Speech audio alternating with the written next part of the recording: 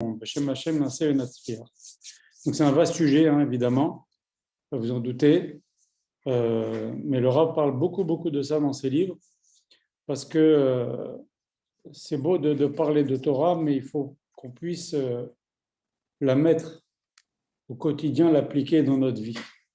Et donc c'est ça, en fait, peut-être pour ça que les cours du Rav plaisent beaucoup, c'est parce qu'il nous donne des conseils de vie souvent dans ses cours. Et ça c'est très important.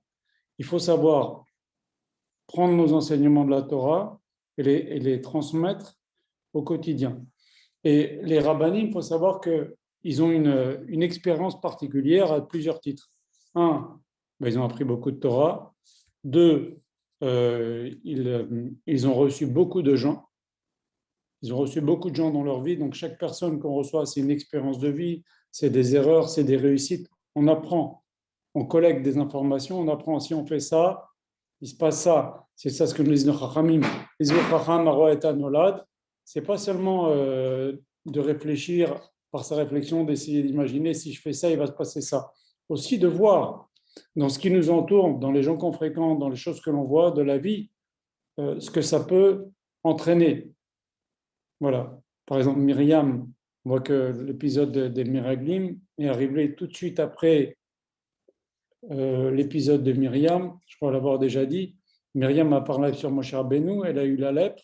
Et ben, tout de suite après, qu'est-ce qui s'est passé? Les Miraglim, ils ont commencé à dire du Lachon Hara sur Eretz Israël et sur Akadosh Baruch Hu. Et ben, qu'est-ce que dit Rashi? Rashi, il dit ces Rechaim là n'ont pas pris de moussard, ils n'ont pas pris une leçon sur ce qui était arrivé à Myriam. Donc il faut, sur chaque chose que l'on voit, chaque événement qui nous arrive, chaque chose qui se passe dans le monde, chaque chose qui arrive à quelqu'un, son ami, son prochain, son voisin, son cousin, il faut voir, si je fais ça, il m'arrive ça. Il y a des règles dans le monde, donc il faut s'inspirer de tout ça. Et les rabbanim, en recevant tellement de gens, ils arrivent aussi à acquérir beaucoup de sagesse. Et donc, ils sont de très bons conseils pour tout ce qui est de la vie quotidienne. Donc, il y a la Torah, connaître la Torah, mais savoir aussi l'appliquer au quotidien.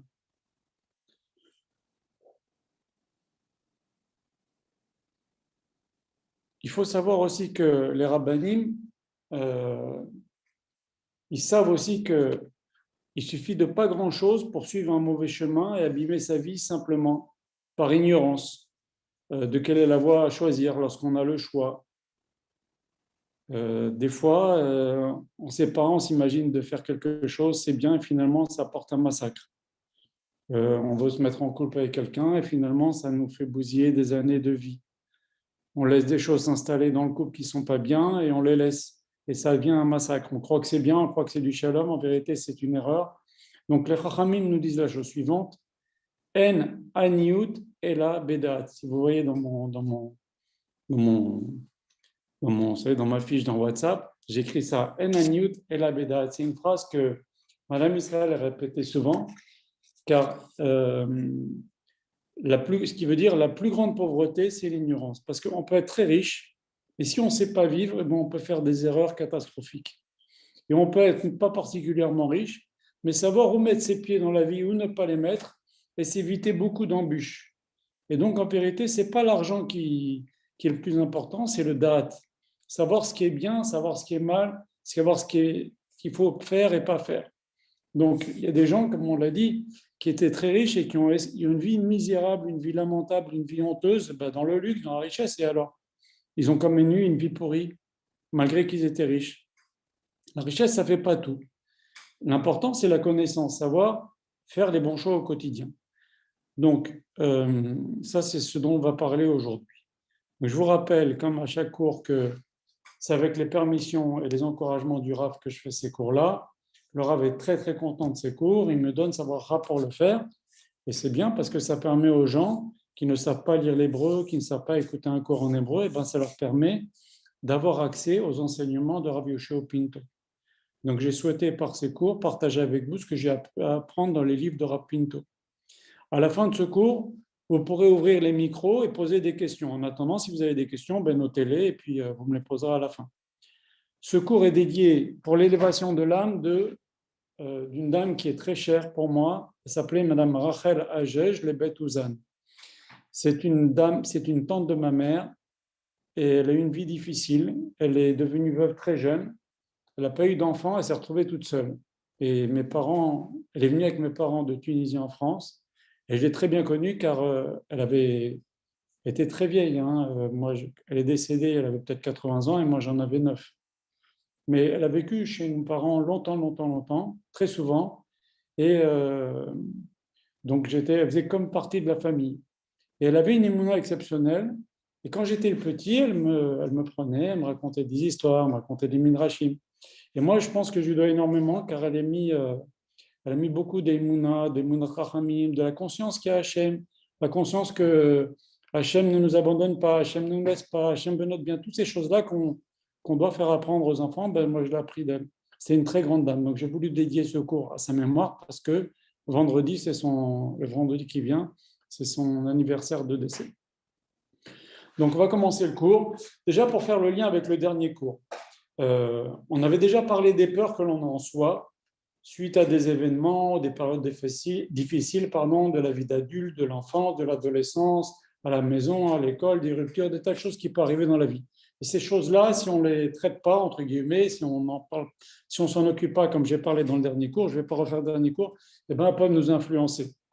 Maintenant, il faut faire attention. Donc, pour résumer un peu le cours de la dernière fois, on a en soi un enfant, l'enfant que l'on a été, l'enfant qui a vécu ces choses-là, et cet enfant-là, il peut nous empoiser la vie, il peut nous mener par le bout du nez toute notre vie une fois qu'on est adulte. Donc il faut régler ces choses-là. Je vous invite à voir le cours, il est sur YouTube, le cours de la dernière fois. Mais il y a aussi une autre sorte de peur. C'est la peur des choses qui vont nous arriver. On est adulte, puis on a peur de quelque chose qui va nous arriver. Par exemple, je fais des études, est-ce que je vais trouver un poste? J'ai peur de tomber malade, j'ai peur de ne pas avoir de parnassa, j'ai peur de faire mon alia, comment ça va se passer, j'ai peur de ne pas trouver une maison, je vais quitter ma maison, j'ai peur de ne pas trouver, j'ai peur une femme qui a peur de ne pas tomber enceinte ou de ne pas trouver un khatan, ou ou quelqu'un qui a peur de rater un examen, qui passe le bac, etc. Il y a 1000 peurs, hein. Il y a 1000 sortes de peurs qui peuvent nous arriver. C'est naturel, hein. C'est des choses normales dans la vie. Mais le Rav dit la chose suivante. Il dit que, et vous pouvez faire le bilan par vous-même, si on prend toutes les peurs qu'on a eues dans notre vie, des craintes, des choses qui peuvent se passer, qui peuvent être mal pour nous, ou qui peuvent mal se passer pour nous, si on fait le bilan, il y a au moins 80% qui ne sont pas réalisés. Des choses qu'on craignait, qui ne se sont pas réalisées. Hachem. Hachem nous a préservés. Et Hachem nous a aidés à faire que les choses se passent bien. Et toutes ces peurs qu'on a eues, finalement, elles se sont bien passées. Combien de jeunes filles, elles ont peur de ne pas trouver un khatan? Combien elles ont peur de ne pas tomber enceinte? Moi, je connais des jeunes filles, au bout d'un mois de mariage, elles paniquent des jeunes mariés parce qu'elles ont peur de ne pas tomber enceinte. C'est des peurs qu'on a comme ça, ou des jeunes qui font des études ou qui révisent le bac. Oh, je l'aurai jamais, j'aurai peur, comment je vais faire? Finalement, toutes les peurs là qui nous pourrissent la vie, eh ben, 80%, on va dire, eh ben, elles ne se réalisent pas parce que Hachem nous aide. Si on fait appel à Hachem, Hachem nous aide. Hachem nous donne l'équilibre et Hachem nous aide. Hachem nous fait des cadeaux. Donc en fait, on a beaucoup de peurs qui nous empoisonnent la vie pour rien. Et ça, c'est dommage de laisser ces peurs-là nous pourrir la vie. Deuxièmement, en attendant avec ces peurs-là, on se fait du souci. On se fait du souci pour nos enfants, on se fait du souci pour notre couple, on se fait du souci pour la parnasse, on se fait du souci pour 1000 choses. Ok? Eh bien, le Rav dit aussi une belle phrase. Il dit que si le souci pouvait régler les choses, eh ben, ça se saurait. Le souci ne règle rien. Okay? On doit être bien éveillé, on doit faire attention à ce qu'on va faire, on doit faire les bons choix, on doit déjà savoir quels sont les bons choix, mais faire du souci et se rendre malade, ça sert absolument à rien. Alors c'est facile à dire, c'est peut-être plus difficile à faire, mais ça fait partie de notre travail de juif, d'avoir la émouna, d'avoir le bitachon. Quelqu'un qui a une émouna forte, un bitachon fort, il n'a pas peur, on peut avoir des craintes, c'est naturel, mais il ne laisse pas le souci le dévorer, et ça c'est déjà très important, parce que des fois le souci, ça peut faire du mal, hein, ça peut rendre malade, vraiment à proprement dit, et Et aussi, il est conscient que ben, il y a Hachem. Tu as peur de ci, tu as peur de ça, ben, il y a Hachem. Prie Hachem. Quand tu pries Hachem, eh ben, Hachem il va t'enlever 90% des embûches qui peuvent arriver dans la vie de quelqu'un. Des choses que tu peux craindre, des choses dont tu as peur. C'est normal, tout ça, c'est normal d'avoir peur. Il y a des tournants dans la vie. Eh ben, on prie Hachem et Hachem nous aide. Ça, c'est très rassurant de savoir qu'il y a Hachem. Ça nous permet justement de ne pas avoir peur, pas se faire, enfin moins avoir peur et pas se faire du souci. Maintenant, il y a aussi, donc on a dit que 80% des peurs ne se réalisent pas. Et le souci, si on réglait les problèmes, ça se saurait, mais il ne réglera en rien. Donc le souci, il faut savoir un peu passer par-dessus. C'est ça l'aïmouna, c'est ça le bitachon. En plus de ça, la peur, elle peut nous faire perdre nos moyens. Combien de jeunes, ils ont raté leurs examens ou ils ont raté une première présentation en shidour à cause de la peur. Donc, ça fait partie du travail de juif d'avoir toutes les choses là bien claires dans sa tête et arriver avec la d'Hachem, ça va se passer comme ça va se passer, comme Hachem le voudra. Moi, je fais mon devoir, je me prépare à mon examen, je me prépare à mon entretien d'embauche, je me prépare à ma vie de couple, je me prépare à mon examen, je me prépare à tout, je fais ce qu'il faut, mais ni je me laisse terroriser par la peur, ni je me laisse me rendre malade par les soucis. Donc tout ça, c'est important. Voilà. Et je ne me laisse pas, la peur ne va pas me faire perdre mes moyens. Ça se passe comme ça se passe, avec la grâce de Dieu. Moi, j'ai fait mon devoir, je me suis préparé. Ensuite, il y a encore une autre sorte de peur, c'est une peur des malheurs de la vie, des choses, des craintes comme ça. Il y a des gens, moi j'ai reçu chez Rav Israël, combien de dames qui avaient une peur que leur mari meure. Et c'était une peur irrépressible.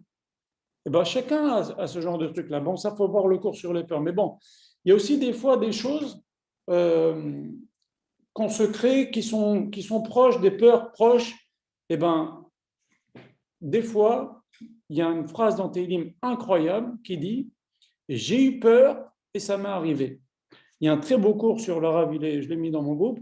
Pense bien et tout ira bien. Des fois, d'avoir peur, ça attire sur soi les choses. Alors là, encore une fois, ça n'a rien à voir avec le cours de la semaine dernière. Le cours de la semaine dernière, c'était lié à nos peurs, des choses qu'on a vécues et qui créent en soi des peurs, en nous des peurs. Là, je parle de l'avenir, dans ce que je parle maintenant sur les peurs.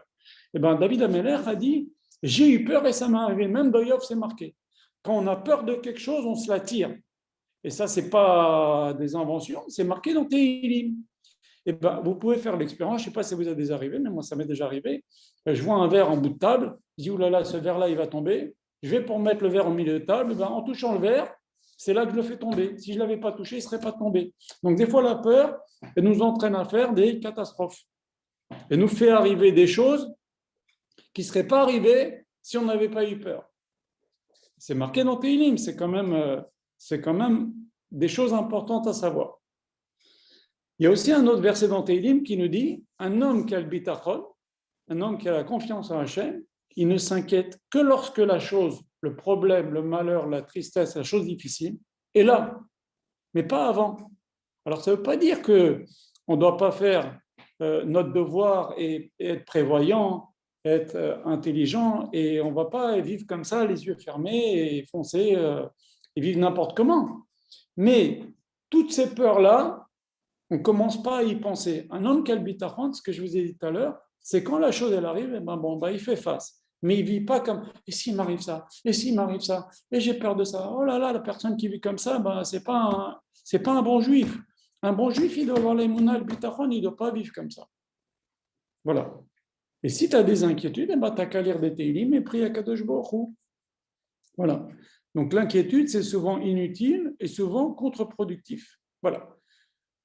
Ceci étant dit, voilà, ça c'est des choses en préambule pour le cours de ce soir. Voilà. Maintenant, on va passer dans le cœur du sujet, on ne va plus parler des peurs. On va parler maintenant du titre de notre cours, c'est quelques clés pour bien réussir notre passage sur Terre. Alors déjà, première chose, le Rav dit une des premières choses, une des choses les plus importantes, c'est de se connaître soi-même.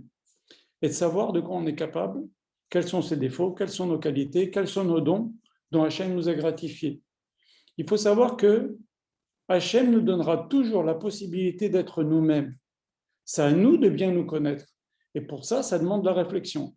Mais quelqu'un qui ne se connaît pas, eh ben, il a déjà, ou on va dire autrement, positivement, quelqu'un qui se connaît, il a déjà réglé beaucoup, beaucoup, beaucoup, beaucoup de choses. Il va savoir où il met les pieds, où il ne faut pas mettre les pieds. Et ça, c'est très, très important. Mais ça demande de la réflexion. Voilà. Alors, il y a des gens qui vont chez les psys pour ça. On n'a pas besoin forcément d'aller chez un psy pour se connaître. On doit réfléchir. Et ça, c'est très important de se connaître pour savoir de ce dont on est capable. Et aussi sur les dons que l'on peut avoir.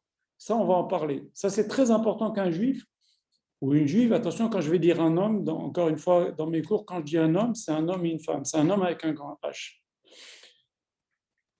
Il faut savoir aussi, en plus de ce que je viens de dire maintenant, de connaître nous-mêmes. Et ça, c'est très, très important. Je passe vite, mais c'est quelque chose de très, très, très, très, très important. Comme je vous ai dit tout à l'heure, c'est déjà la moitié du chemin. Hein. Mais ça, chacun doit faire ce travail. On ne peut pas le faire pour l'autre. Il y a aussi maintenant une autre chose dont je veux parler, c'est de ne pas oublier d'où l'on vient et où l'on va. Ça, je vous rapporte dans Pirkei Avot. Il nous dit, Lifnei, d'où tu viens? Eh ben, tu viens de pas grand-chose, hein, finalement, hein, d'un petit bébé dans le ventre de sa mère, hein, et même avant. Et où on va? Eh ben, les Chachamim nous disent, Kitikvat enosh rima. L'espoir de l'homme, c'est la poussière, c'est les vers. Donc, un homme, il doit rester humble. Ok? Il ne faut pas qu'il s'affole et qu'il se prend pour n'importe quoi. Voilà. Et ça, c'est très important de savoir d'où l'on vient et où l'on va. Le Rav raconte une histoire qu'un jour, il a été inauguré un bureau, un de ses élèves qui avait un beau bureau, qui avait un beau business. Il a voulu que le Rav vienne poser les mesures dans son nouveau bureau. Et le Rav a remarqué que parmi les choses qui étaient posées au mur, il y avait un casque de moto. Et le Rav lui a dit, c'est quoi? Il avait des beaux tableaux, il avait des choses qu'il aimait, puis il avait un casque de moto. Le Rav lui a demandé, c'est quoi ce casque? Alors la personne lui a dit, eh ben, je me rappelle que j'ai commencé à travailler mon premier job à 16 ans, j'étais livreur de pizza. Et donc, c'est mon casque. Et je gagnais un petit pourboire par-ci, un petit pourboire par-là, un tout petit salaire. Et Hachem m'a aidé, mais je ne dois pas oublier d'où je viens. Et ça, c'est très important. Un juif ne doit pas oublier d'où il vient. Ça lui permet de rester humble et pas s'envoler. Voilà. Et ça lui permet, quelqu'un qui est humble, en règle générale, les gens humbles font moins d'erreurs que les gens qui ne sont pas humbles. OK? Voilà. Et rappelez-vous aussi ce que j'ai dit dans un des cours dernièrement. Quand on est tout en haut, on ne peut que redescendre, et quand on est tout en bas, on ne peut que remonter. Mais comment faire pour rester en haut et pas redescendre? Le Rav dit, restez humble. Quelqu'un qui est humble, c'est comme s'il était déjà en bas, donc il n'y a pas de raison de redescendre. Donc, c'est important de rester humble. Voilà. Et aussi, savoir d'où l'on vient. Savoir ne pas vivre en dehors du Hémet et savoir ne pas vivre dans l'imaginaire. Il y a des gens, par exemple, leur vie, c'est jouer au tiercé ou jouer au loto. Le Rav raconte une histoire incroyable, incroyable. Il était venu à Paris il y a une vingtaine d'années et il y a quelqu'un qui est venu le voir, c'est un médecin. Et ce médecin n'avait pas du tout d'Atzlacha. Moi, j'ai reçu chez Rav Israël des médecins, des orthodontistes, c'est des gens qui normalement gagnent bien leur vie, qui vivaient chez leurs beaux-parents, parce qu'ils n'avaient pas de quoi se payer un loyer. Donc, ce n'est pas parce qu'on a fait des études qu'on a forcément la parnassa. C'est Akadosh Baruch Hu qui décide. Donc, le type, il dit, je fais des études, et je suis tranquille. Non, non, non, non, fais des études, ok, prie Hachem. Prie Hachem qu'il te fasse réussir, parce que ton diplôme, si Hachem ne veut pas te donner la réussite, eh ben, tu n'auras pas la réussite. Vous comprenez? Et le Rav, il raconte l'histoire d'un médecin qui est venu le voir et qui disait au Rav, voilà, j'ai pas du tout d'Atzlacha, j'ai pas de clients, il n'y a pas de gens malades qui viennent me voir. Et de temps à autre, j'aime bien faire un tirage, jouer au loto. Il n'y a pas de mal. Mais lui, c'était son petit dada, vous voyez. Et il lui a dit, je veux m'associer avec quelqu'un de votre entourage. Alors, le Rav lui dit, voilà, associe-toi avec lui. C'est un type qui a du mazal, qui réussit bien dans ses affaires. Alors, il lui a dit, associe-toi avec lui. Donc, ils ont fait un billet de loto. Et il lui a dit, Et le gars a dit, ben moi, le gars qui était avec le Rav, qui était une personne qui fait beaucoup de réussite dans la ville, il a dit, moi, tout ce que je gagne dans ce billet de loto, je donne tout à la tzedaka, au yeshivot du Rav. Et l'autre a dit, moi, je donnerai la moitié au yeshivot du Rav. Et le type, il revient le lendemain chez le Rav, lui dit, vous savez, Rav, il est tellement sûr d'avoir gagné, il dit, vous savez, Rav, je crois que 50% c'est beaucoup à la tzedaka, à vos yeshivot. Je crois que si vous permettez, je voudrais donner que 10%, parce que vous savez, j'ai beaucoup de frais, j'ai des choses à payer, j'ai une famille. Je voudrais donner que 10%. Mais le gars, il a encore, ça même pas encore, le loto n'a même pas encore été tiré. Il commence déjà à diminuer. Et après, il revient voir le Rav encore le lendemain, et je veux donner que 1%. Bon, le Rav, il a laissé de toute façon. Mais c'est pour voir l'homme, l'être humain, comment il peut vivre dans le rêve. Finalement, il n'a rien gagné du tout. Mais bon, il s'est fait des châteaux en Espagne et ça n'a rien donné. Donc, il ne faut pas vivre en dehors du Hémet, il ne faut pas vivre dans l'imaginaire. J'ai déjà raconté, le Rav a dit ici, quand il a donné le cours, que quelqu'un ah non, il n'a pas dit ça, il avait dit autre chose, mais il dit souvent dans ses cours que le Rav qui se satisfait de son imagination, il kiffe d'imaginer ça, et j'imagine ça, et j'imagine ça, j'imagine ça. Pourquoi veux-tu qu'Hachem lui donne la bracha? Ça y est, ton kiff, tu l'as. Ta bracha, c'est dans ton imaginaire. Alors voilà, je te le donne. Ou l'histoire de Pierrette, c'est quoi l'histoire là? Vous savez, avec les œufs là. Bon, je l'ai mis dans mon groupe, l'histoire d'un bonhomme dont sa parnassa, c'était de prendre des œufs dans des fermes et aller les vendre au marché. Et donc, il payait les œufs, puis il les revendait, il gagnait vraiment très peu. Puis un jour, il a pris beaucoup d'œufs, il les a mis sur sa tête, il avait un panier sur sa tête, comme ça, puis il s'imagine, au lieu de vendre ces œufs-là, ce que je devrais faire, c'est que je devrais les garder et je vais les faire couver, et puis je vais avoir plein de petits poussins qui vont devenir des poules, des coqs, je vais avoir encore plein d'œufs, et je vais les garder, et quand j'aurai beaucoup d'œufs et beaucoup de poules et de coqs, je vais les vendre. Et après, je vais acheter des bœufs et des vaches, et je vais avoir du lait. Et au lieu de vendre des œufs comme ça au marché, là, chaque jour, je vends une dizaine d'œufs et je vis avec 3 euros, et ben, je vais vendre du lait, et je vais vendre de la viande, et je vais être très, très riche. Et je vais acheter encore du bétail, et finalement, je vais être très, très riche, et j'irai vivre dans la grande ville. Et avec mon argent, j'achèterai des immeubles, les immeubles plus luxueux de la capitale. Et je serai quelqu'un de tellement riche qu'on va me nommer président de la communauté. Et quand le roi va faire son anniversaire, il va m'appeler parce que je suis le président de la communauté juive et je viendrai devant le roi et je me prosternerai devant le roi. Et le gars, en disant ça, il fait tomber tous ses œufs. Finalement, il n'a rien eu. Bon, je crois que La Fontaine a fait une histoire qui ressemble à ça. Donc, l'imaginaire, ça ne fait pas nourrir son bonhomme et ça ne fait pas avancer dans la vie. Ça ne veut pas dire qu'il ne faut pas avoir d'ambition. Mais quelqu'un qui baigne dans l'imaginaire en permanence, eh ben c'est pas ça la vie. La vie, c'est il faut vivre dans la réalité. Voilà. On a dit aussi que où on va, c'est tikvat enosh rima. Les sports de l'homme, on a dit, c'est les vers. On va tous finir. L'homme, il fait, vous savez, le Zohar HaKadosh, il dit, le premier travail du Yetzer Hara, c'est de faire oublier à l'homme qu'il va mourir. Et c'est pour ça qu'une des choses qui permet de gagner le Yetzer Hara, qui est pourtant l'ange de la mort, mais une des premières choses, une des choses les plus fortes qui permet à l'homme de gagner le Yetzer Hara, c'est de se souvenir qu'un jour il va mourir, il va rendre son âme à Kadosh Baruch Hu.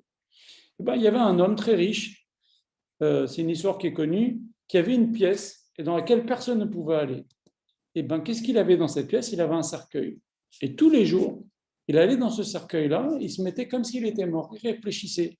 Il disait, il y a encore ça de très important que je n'ai pas fait. Il y a celui-là, je n'ai pas encore fait le shalom avec celui-là. Oh, je n'ai pas été gentil avec celui-là. J'ai mal parlé avec ma femme. Il faisait un bilan, ce qu'on appelle cheshbon nefesh. Et donc, il était conscient d'où il allait. Et bien ça aussi, c'est des choses. Savoir d'où on vient, savoir et où on va, c'est des choses qui permettent à l'homme d'avoir une vie belle, propre, correcte avec son entourage.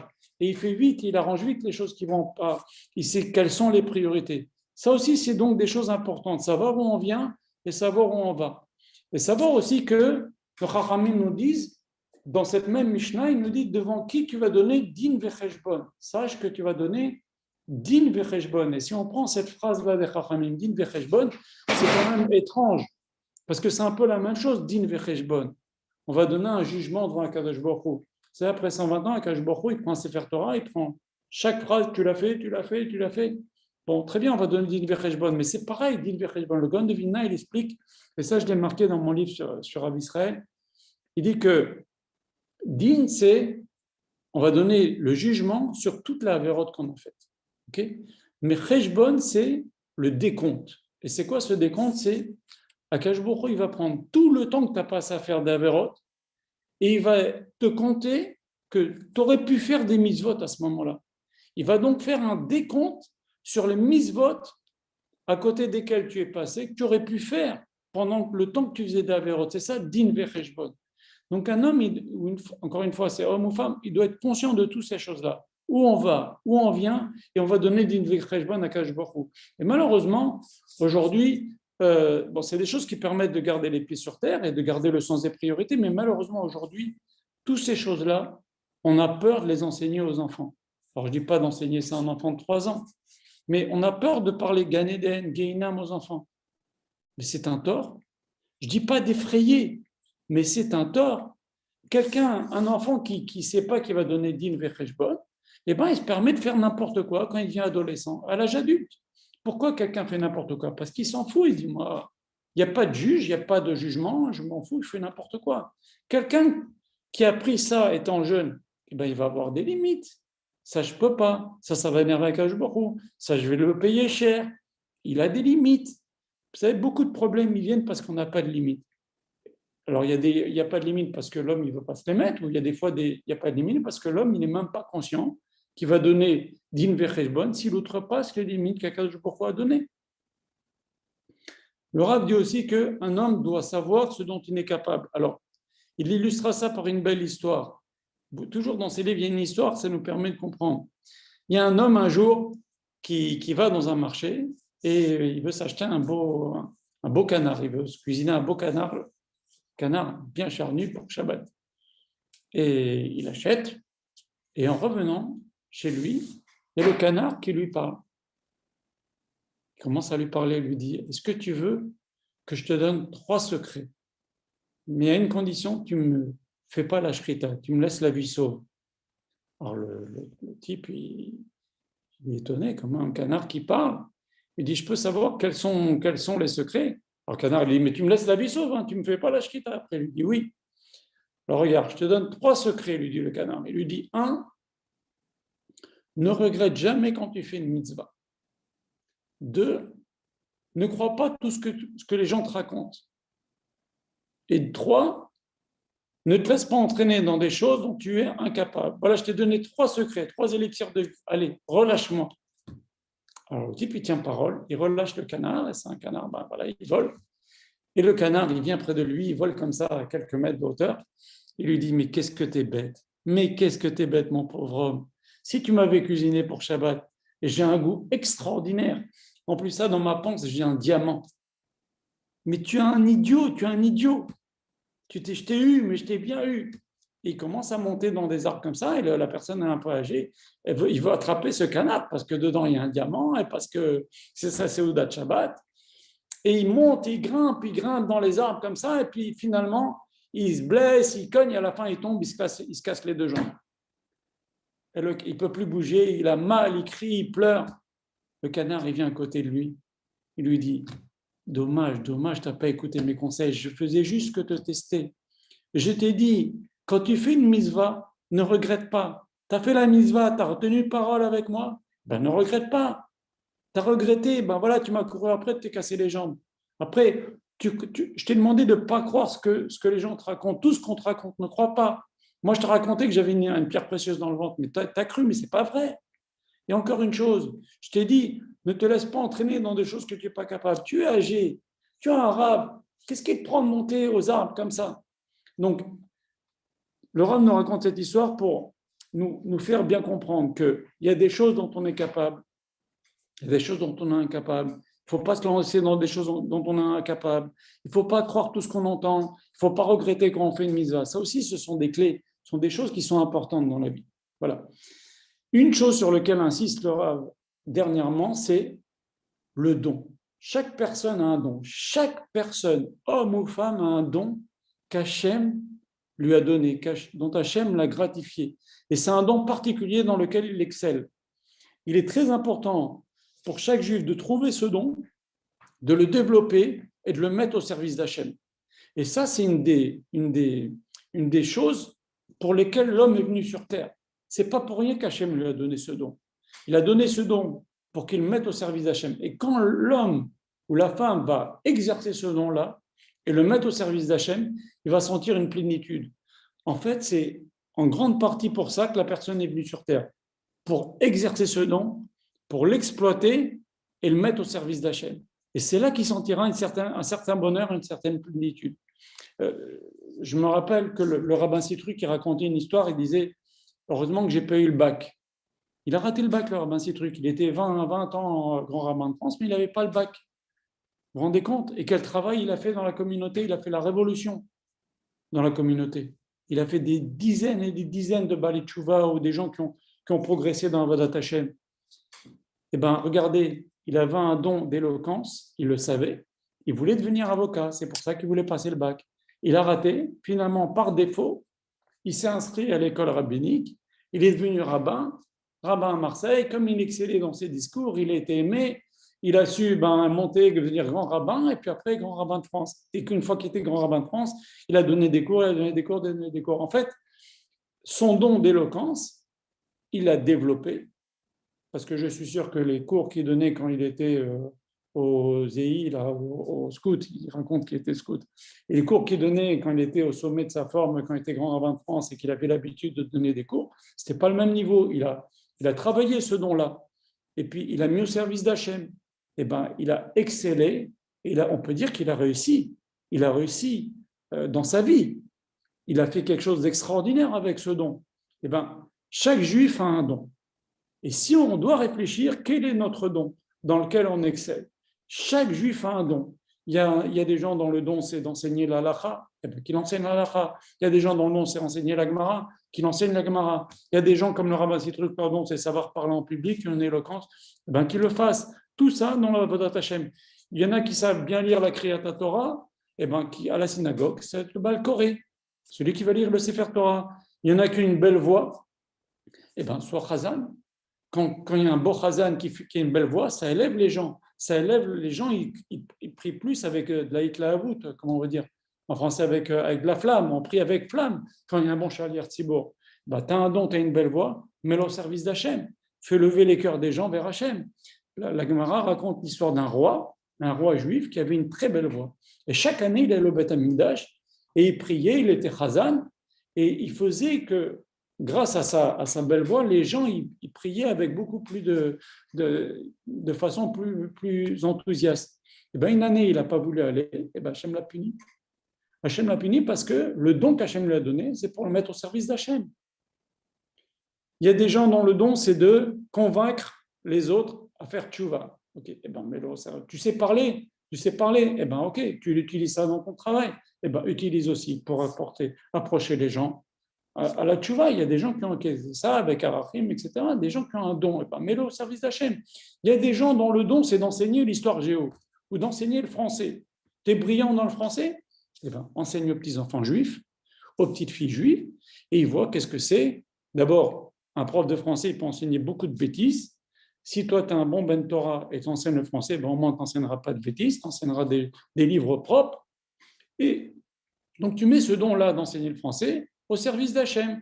Et par ta conduite, tu vas donner un bon exemple. Tu vas pas, et en plus ça, quand tu vas leur enseigner, tu ne vas pas les tordre. Tu as un don de faire du business, vas-y, fais du business, fais profiter les yeshivot ou les rabbinim de ton argent. Tu as un don pour produire des vêtements pas chers. Moi, je connais un juif, un bon juif, il a fait venir un conteneur entier de chemises blanches qu'il a fait produire au Bangladesh. Il les a envoyés en Israël et il les a offerts par des organismes à des Bachor Yeshiva. Tu as un don, tu as des possibilités, tu as des facilités, utilise-les pour Hachem. Une femme, elle a un don de faire de la cuisine. Okay, elle aime ça. Okay, propose ses services. Il y a des gens qui peuvent pas, des femmes qui savent pas faire la cuisine, donc ils ne savent pas faire le pain. Fais un site internet, tu t'expliques comment faire le pain. Ou bien il y a des gens qui n'ont pas la possibilité de faire Shabbat parce que la maman elle est malade, elle est à l'hôpital. Proposer Shabbat plein. je ne sais pas, ou va dans les hôpitaux et va apporter des Shabbatot, des séoudotes de Shabbat. Tu as un don, mais le service d'Hachem. Tu as un don de pouvoir inculquer la Emouna et la crainte d'Hachem aux petites filles. Ben, donne-leur des cours, donne-leur des vocales. Tu as un don pour écrire des romans. Je connais une dame, madame, j'ai oublié son nom, une dame extraordinaire, elle écrit beaucoup de romans. Elle écrit sur la 4e page de couverture de mon livre. Eh ben, elle met dans ses romans, elle sait faire ça à merveille. Des romans magnifiques, des gros romans. Eh ben, elle met dans son roman un peu de moussa. Eh ben, au moins que les petites filles, elles lisent des romans à l'eau de rose, mais dedans, il y a du moussa. Vous voyez? Mais au moins, elles liront pas des âneries. Chaque don que l'on a, il faut le mettre au service d'Hachem. Et ça, c'est quelque chose de très important. Il y a quelqu'un, moi j'ai un ami, il sait parler aux adolescents en difficulté. Ben, ce n'est pas facile du tout, hein, garanti. Et lui, il a sauvé beaucoup de familles et beaucoup de jeunes. Parce qu'il sait parler avec des jeunes quand ils sont en pleine crise d'adolescence. C'est une force. Ben, ce don-là, il exploite pour Hachem. Il y a des gens dont le don, c'est savoir faire le shalom bayit. Et ben, il exploite. Il y a des gens dont le don, c'est de savoir faire rigoler. Et ben, réjouir Khatan Bekala. Chacun a un don. Chacun a un don, il faut le savoir. Vous qui m'écoutez, vous avez un don. Réfléchissez bien, quel est votre don et mettez-le au service d'Hachem.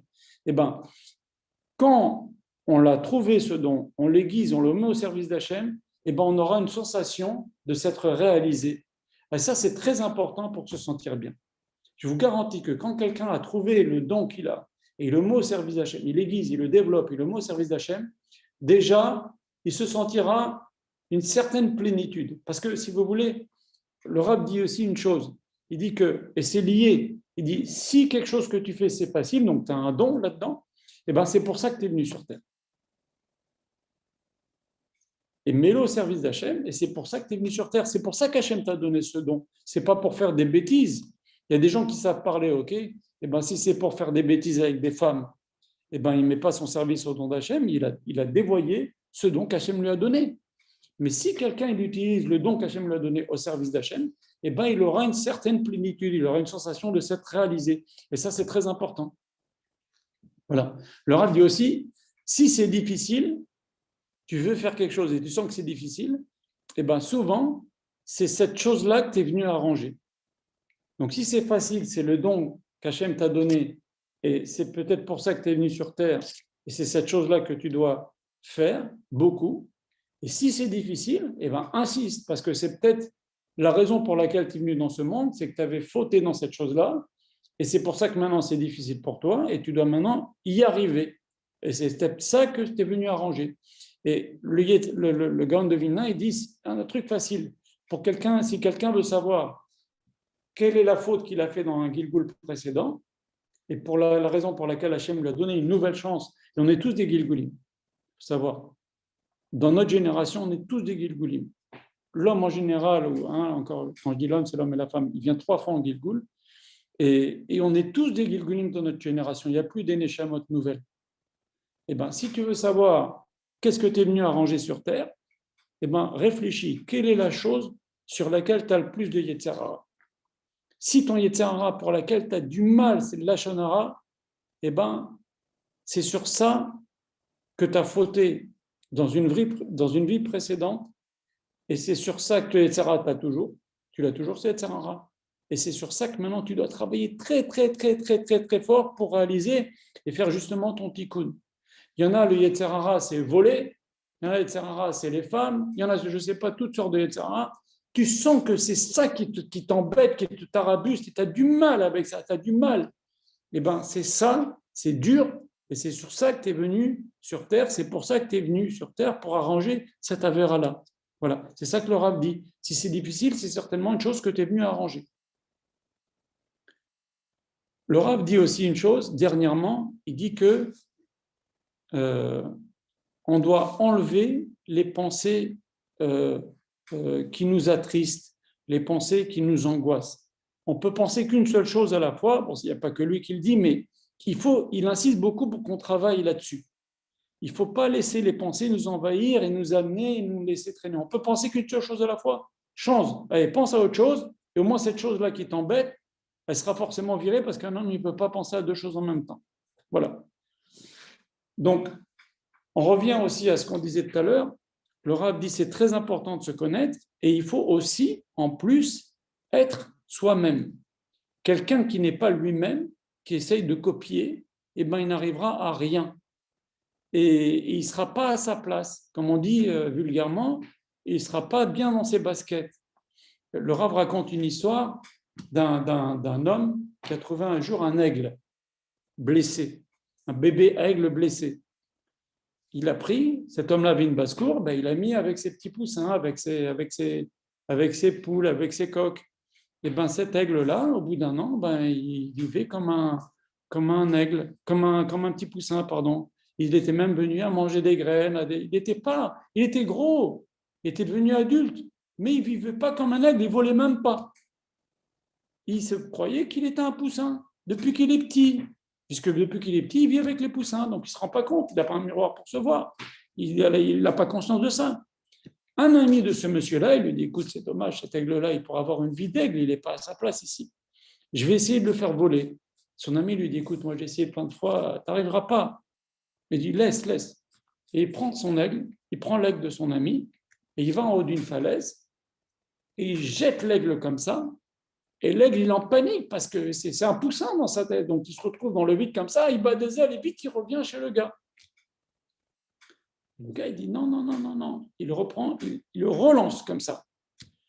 Et il panique encore une fois l'aigle, il revient chez le bonhomme. Et une troisième fois, il le jette. Et là, l'aigle, il étend ses ailes pour de bon, il essaye vraiment de battre ses ailes et il commence sa vie d'aigle. Donc, vous voyez, quelqu'un qui n'est pas lui-même, eh ben, il est en dessous de ses capacités. Et il passe complètement à côté de sa vie. Et ça aussi, c'est une écouda, une clé importante. Voilà. Et si quelqu'un imite les autres, eh ben, il va passer à côté de sa vie, et puis toute sa vie, il aura un sentiment de mal-être. Le Rav raconte l'histoire, et ça c'est marqué dans le Midrash, du corbeau. Vous n'avez jamais remarqué comment un corbeau, il ne marche pas un corbeau, il saute. Il saute de façon, c'est vraiment très moche. Le Midrash dit que le corbeau, il avait une belle façon de marcher, mais il a voulu imiter la façon de se déplacer de la colombe. Et puis, il a vu que ça lui faisait mal au dos. Il a voulu remarcher à sa façon à lui. Au départ, il n'arrivait même plus, il avait le dos courbé comme ça. Et finalement, maintenant, il marche d'une façon très moche. Finalement, quand on veut imiter les autres, eh ben, on n'y arrive pas. On n'aurait peut-être même plus à faire comme nous on faisait avant.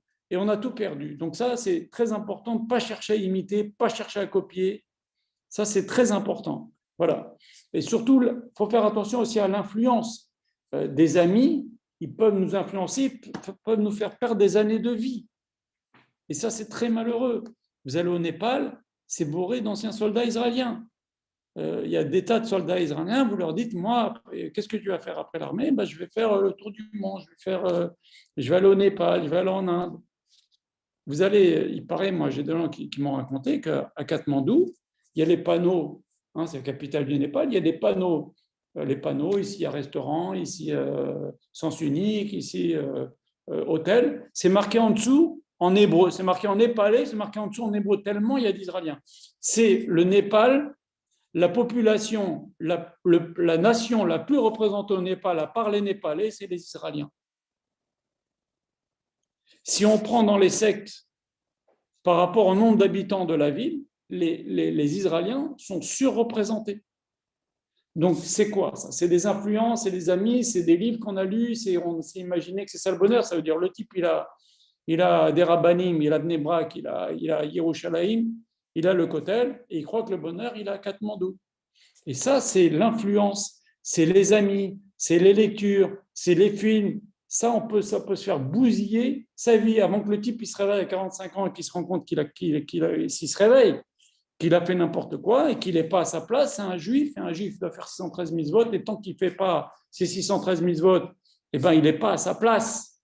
Un juif, ce n'est pas un Népalais, un juif, c'est un Israélien, et s'il ne veut pas le savoir, on le lui rappellera de force.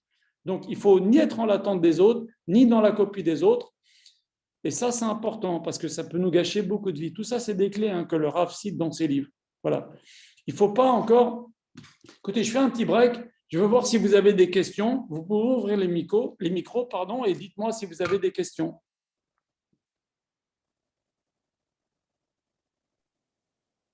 Bonjour Eliao. Bonjour Marc, ça va? Ça va, ben, ton cours il est super, j'aime bien. J'ai pas de questions, mais tout ce que tu expliques, c'est sympa. C'est bien, c'est compréhensible, c'est bien. Bon, prochain. Même si je te pose pas de questions, c'est fluide. Bon, tu m'encourages. Allez, bonne continuation. Merci. Alors, il reste beaucoup encore, Marco, hein. Reste là, hein. Ah, du coup, je suis là. OK. Est-ce que vous avez des questions sur ce qu'on a dit? Oui, bonsoir. Bonsoir, madame. Moi, j'avais une question. Très souvent, on se rend compte, une fois que la problématique elle s'est présentée, qu'on a subi l'épreuve, alors c'est une fois qu'on est passé par l'épreuve qu'on se rend compte qu'il aurait fallu, on a la maturité de l'expérience et on se dit, c'est vrai qu'on aurait dû, agir autrement, mais malheureusement, euh, on n'a pas des fois cette capacité quand on est jeune ou quand on est dans la vie au quotidien ou quand on est surtout jeune, on n'a pas cette maturité-là de dire non ou de dire stop ou de choisir un chemin plus approprié. Donc c'est vrai que c'est important de faire les bons choix, de s'éloigner de gens néfastes ou négatifs. Mais malheureusement, ça vient toujours, on va dire, c'est comme dans les films, la police, elle arrive à la fin. C'est ça que je voulais dire. Et que Vous c'est avez, pas. vous avez raison, madame, mais en partie. Ce que vous dites, c'est les goïms, ils disent ça. Ils disent l'expérience est une lumière qui éclaire derrière nous. Mhm. Ça veut dire, ah ouais, bah, si j'avais su, ah ouais, j'ai compris, ah, j'aurais dû me méfier. Il y avait des signes. Souvent, il y a des couples qui disent, ah bah, avant que je me suis marié avec lui ou avec elle, il y avait ça, et voilà, je le retrouve dans mon mariage. Et si j'avais fait attention à ça, voilà, j'aurais pas eu ça et ça aujourd'hui. C'est vrai et c'est faux. C'est vrai, bien sûr, c'est vrai. Mais si vous voulez, et c'est ça que je veux dire dans le cours, c'est qu'un juif ou une juive qui apprend beaucoup de Torah, qui fréquente beaucoup les Chachamim, qui lit beaucoup d'expériences de vie. C'est pour ça qu'il y a beaucoup de livres qui ont eu beaucoup de succès. C'est des récits des hommes, des trucs comme ça. C'est des tas, des histoires de vie. Et ben, il aiguise ses sens et devient un petit peu plus attentif. Alors attention, des fois, on ne peut pas tout voir. Hein, après, c'est à quel point on est aiguisé. Il y a des Mhm. rabbinim, ils sont très très fins. Par exemple, Rav Israël, je l'ai écrit dans mon livre, il raconte une histoire qu'il était. Je réponds en même temps à votre question en racontant cette histoire, madame. Mais il était à la yeshiva, il était un jeune homme de 22-23 ans, et on lui a proposé, des rabbinim lui ont proposé de se marier avec la fille d'un grand rosh yeshiva. Donc c'est un truc de rêve. C'est un truc de rêve. Mais Mhm. lui, pendant toute la nuit, il m'a raconté le Rav, pendant toute la nuit, il n'a pas dormi. Il a dit, c'est pas normal qu'un Rosh Yeshiva Ashkenaz, il veut marier sa fille avec un jeune Marocain. Il y a quelque chose qui ne va pas, il y a anguille sous roche. Et il a été voir son Rosh Yeshiva. Son Rosh Yeshiva n'a pas voulu lui dire, il lui a dit, fais ton enquête.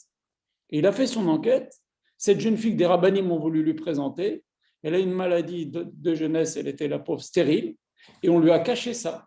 Et maintenant, un autre, il se sera emballé, il aurait dit c'est génial, je me marie avec la fille d'un Rosh Yeshiva. Et puis voilà. Ouais. Donc il faut savoir qu'on est entouré de plein de dangers, le moindre faux pas se paye cher, et des fois on n'a pas la chorma qu'on a aujourd'hui, qu'on aura dans 10 ans à force d'apprendre, mais il faut se dépêcher d'apprendre, il faut se dépêcher d'apprendre et Mhm. déguiser ses sens pour, pour savoir faire attention où on met les pieds. Et si on ne sait pas, eh ben, il faut aller voir un rave. Le rave, il pourra vous dire, comme lui, il a plus d'expérience, plus de sagesse, il a pris plus de Torah, il pourra vous dire attention, attention. Vous voyez? Donc en fait, je réponds à votre question. Euh, sur ce qui vient, on a du mal à voir. Et ben, si c'est vrai, et ben, ce qu'on fait, c'est qu'on va voir un rave. On lui demande conseil. Vous voyez? Et Ouais. on profite de sa sagesse et de son expérience de vie qui va nous dire ah oui, oui, oui, non, évite, évite, faire attention, ça c'est pas bien, ou fais comme ci, ou fais comme ça. Vous voyez? Et Oui, même les rabbinim, ils vont voir des rabbinim, hein, d'où l'importance d'avoir un rave, bien sûr. parce que c'est vrai que voilà, seul essayer. de traverser des épreuves seul et de trouver des solutions seul, c'est pas ça. Ça va pas. Très difficile, c'est très difficile. Et je vais vous dire, même avec un rave, madame, il faut beaucoup de siyata d'Ishmaïa, il faut beaucoup d'aide d'Hachem. Oui. Même si on va voir le rave, il faut qu'il ait la l'aide d'Hachem. L'aide d'Hachem, en général, ils l'ont pour savoir bien nous conseiller. Mais après que les choses se passent bien, il faut beaucoup d'aide d'Hachem. C'est-à-dire qu'il y a le rave, il y a aussi la tfila. Il faut beaucoup prier qu'Hachem nous aide. Parce qu'il y a des tas de choses que même un rave ne peut pas voir. Ça arrive malheureusement. Il y a des choses cachées, des choses qu'on peut subodorer. Donc il faut aussi prier à Hachem, qui nous aide à ne pas nous mettre dans des faux pas. Je prends l'exemple d'un shidour. Okay, un shidour, madame, un couple, eh ben, même si on met 3 mois, même si on met 6 mois, on ne fait pas ça chez les religieux, mais même si on met 6 mois avant de se marier, eh ben, je vous garantis qu'on ne connaît pas son khatan ou sa kala comme qu'on la connaîtra dans 10 ans. Donc, d'une certaine façon, même si on tarde à se marier et on la fréquente la personne avant de se marier, on dit je veux bien la connaître, eh ben, on ne la connaît pas vraiment. Et je vous dis qu'à 10 ans de mariage ou 15 ans de mariage, eh ben, on découvre des choses et ça ne se découvre pas comme ça. Donc, il faut s'y attacher pour, entre guillemets, s'en sortir de beaucoup de choses. Donc, fréquenter un rave, poser les questions au rave et prier. Prier qu'on ait s'y attache Maya de tomber sur des bonnes choses et des gens bien. Merci. Et quand on a des épreuves, eh ben, il faut prier à Hachem, il faut se faire conseiller. Il faut savoir que toutes les épreuves finissent par passer avec l'aide d'Hachem. Et voilà. Et ce qu'il faut surtout, pourquoi je donne ce cours, c'est maintenant il y a des épreuves, vous savez, madame, il y a des épreuves qui nous tombent dessus. Ok, ça, on ne peut rien faire. Mais il y a des épreuves qu'on peut éviter. Et je pense que c'est certainement de ces épreuves-là dont vous parlez. Je pense. Et ben, ces épreuves qu'on peut éviter, comme on ne sait pas tout, alors on va avoir un rave et on prie Hachem de nous guider. Mais un rave, c'est comme vous avez dit, c'est très important. C'est clair. Merci beaucoup. Je vous en prie, Mme Zenou. Est-ce qu'il y a d'autres questions? Oui, Monsieur Cohen Solal, c'est Batsheva Ben Soussan. Oui, Mme Ben Soussan. Bonsoir. Je crois qu'à un moment, vous avez dit que quand on redoute quelque chose, ça peut finir par arriver. En tous les cas, ça fait en sorte que ça attire le fait que ça arrive. Alors, ma question, c'est la suivante, c'est est-ce que du coup, dans notre fila, on peut, si on insiste régulièrement pour que telle ou telle chose n'arrive pas, est-ce que c'est pas une manière aussi de la faire arriver? Non, ce que David Ameller, il n'a pas dit. Ce que j'ai prié, ça m'est arrivé. C'est ce dont j'ai eu peur, jamais arrivé. Mais on peut prier à Hachem. Hachem, évite-moi ci, évite-moi ça, évite-moi ci, évite-moi ça. Au contraire, il faut. Parce que j'ai un peu. D'accord, donc c'est ne pas se laisser envahir par la peur de la chose. Déjà, et surtout, savoir que des fois, d'avoir peur quelque chose l'entraîne. Il faut voir un cours que le Rav a dit qui pense bien et le bien attire le bien et le mal attire le mal. C'est magnétique. Vous savez que la peur, c'est communicatif. Regardez ce que nous dit la Torah. Il nous dit c'est un soldat qui a peur, on lui dit rentre chez toi. Alors, on te donne un prétexte. Tu t'es fiancé, tu n'as pas été avec ta femme. Tu as construit une vigne, tu n'as pas encore mangé du raisin. Tu as construit une maison, tu n'as pas encore habité dedans. Et puis, tous les gens qui avaient peur, on ne leur dit pas si tu as peur, tu rentres. On le dit quand même. En vérité, quand on voit un type partir, on se dit, bon, bah, peut-être qu'il s'est fiancé, mais pas marié, ou peut-être qu'il a construit une maison, il n'a pas encore habité. On déguise un peu, mais en vérité, pourquoi? Pourquoi on veut qu'il parte? On a besoin de soldats. Parce que la peur, c'est communicatif. La peur, c'est communicatif. Les pleurs, c'est communicatif. Le rire, c'est communicatif. Donc, en tous les cas, la peur, si on pense à quelque chose, on y pense, on a peur, ça peut nous le faire venir. Oui, David Ameller l'a dit. Ok. Mais il faut prier si on a peur de quelque chose. Hachem, j'ai peur de ça, je t'en prie, aide-moi. Mais il ne faut pas laisser cette peur nous stresser parce que c'est ça qui l'a fait venir. Regardez, non seulement la peur fait venir les choses, mais même les paroles font venir les choses. Et ça peut faire vraiment l'objet d'un cours. Le Zohar HaKadosh, il est plein de ça, de cette phrase-là qui nous dit que le monde est entouré d'anges, on est entouré d'anges qui sont là pour attraper les paroles qu'on va dire et les faire se réaliser. Tiens, j'ai peur de me casser la jambe si je vais au ski. Allez hop, tu l'as dit, ça va arriver. Par exemple, le rêve aussi, parce qu'on rêve, parce qu'on prononce l'explication du rêve, ça se réalise. En tous les cas, même dans la vie, j'ai peur de quelque chose, je le dis, si on ne le dit pas, on lui donne moins de force que si on le dit. Si quelqu'un il va faire du ski, il a peur de se casser la jambe, ben, il dit rien. C'est mieux de rien dire. Parce que si tu le dis, j'ai peur de me casser la jambe, cette phrase-là, elle est dans la nature, elle n'est pas dans la nature. Il y a un ange qui la prend et qui va tout faire pour qu'elle se réalise. Donc il y a la peur, il y a les paroles. Donc il ne faut pas laisser ces choses-là nous envahir. Il faut faire attention à ce qui sort de notre bouche. Une maman qui dit à son enfant, mais maudit sois-tu, ou que je ne sais pas, Dieu préserve. Il y a des choses comme ça. Il y a des choses comme ça. Des expressions en arabe qui sont du style que tu meurs, ou des trucs comme ça, que Dieu préserve. Faire attention à ce qui sort de sa bouche. Et pour revenir à votre question, on a peur de quelque chose, et ben on prie Hachem. Mais il faut savoir que les choses arrivent que si Hachem veut bien. Donc si on a le bitachon, c'est ça le bitachon. C'est pas avoir ces peurs-là. Ok, se dire, eh ben, Hachem, vous savez ce qu'il dit le Gaon de Vilna, le Baal Shem Tov, il dit que la bitachon, c'est encore plus grand que la tfila. Parce que quelqu'un qui prie, il prie Hachem, il dit Hachem, s'il te plaît, j'ai peur, fais que cette chose-là n'arrive pas. C'est une ma'ala et c'est ce qu'il faut faire. Mais il y a encore mieux, il dit le Baal Shem Tov, il dit le bitachon. Il dit à partir de maintenant, un homme il doit dire comme ça. Il dit à partir de maintenant, je vais faire la mitzvah de bitachon. Comme c'est marqué dans le verset qui dit Ashtech Hachem ala vecha v'yikalkelecha. Verse en Hachem, donne à Hachem ton fardeau, et lui, il va s'en occuper. Il va s'en occuper. Et moi, j'ai peur, Hachem, de ça, de ça et de ça, et je sais qu'il n'y a que toi, Hachem, qui peut faire que ça n'arrive pas. À partir de maintenant, je mets ma confiance en toi, Hachem, et je n'ai plus peur. Kakatouv, comme c'est marqué, béni l'homme qui a confiance en Hachem, et Hachem va honorer sa confiance. Un homme qui fait ça, c'est la mitzvah bitachon, ça s'appelle. J'ai exprimé que j'ai bitachon en Hachem, et à partir de maintenant, j'ai plus peur. Pour vous dire, si vous faites ça, vous l'exorcisez cette peur-là. Et c'est ça votre travail d'avoir bitachon en Hachem. Ok ? C'est se remettre entre ses mains, en fait. Totalement. Se remettre entre ses mains. Ça fait partie du bitachon. C'est ça le bitachon. Merci beaucoup. Vous savez, il y a l'aïmouna et il y a le bitachon. Ça pourrait faire l'objet d'un cours aussi, mais l'aïmouna, on va dire, c'est l'arbre, et le fruit, c'est le bitachon.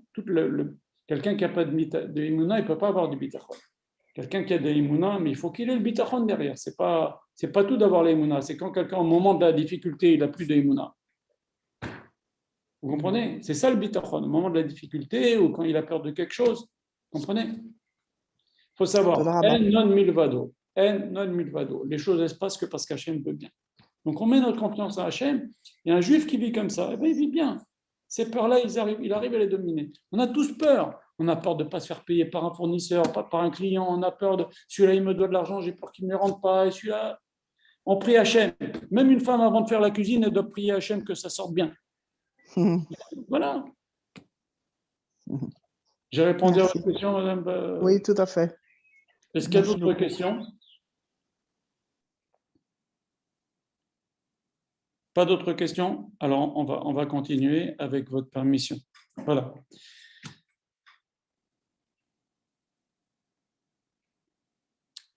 Donc, on continue sur les différentes choses que le Rav dit qui peuvent nous servir de clé d'aide dans la vie.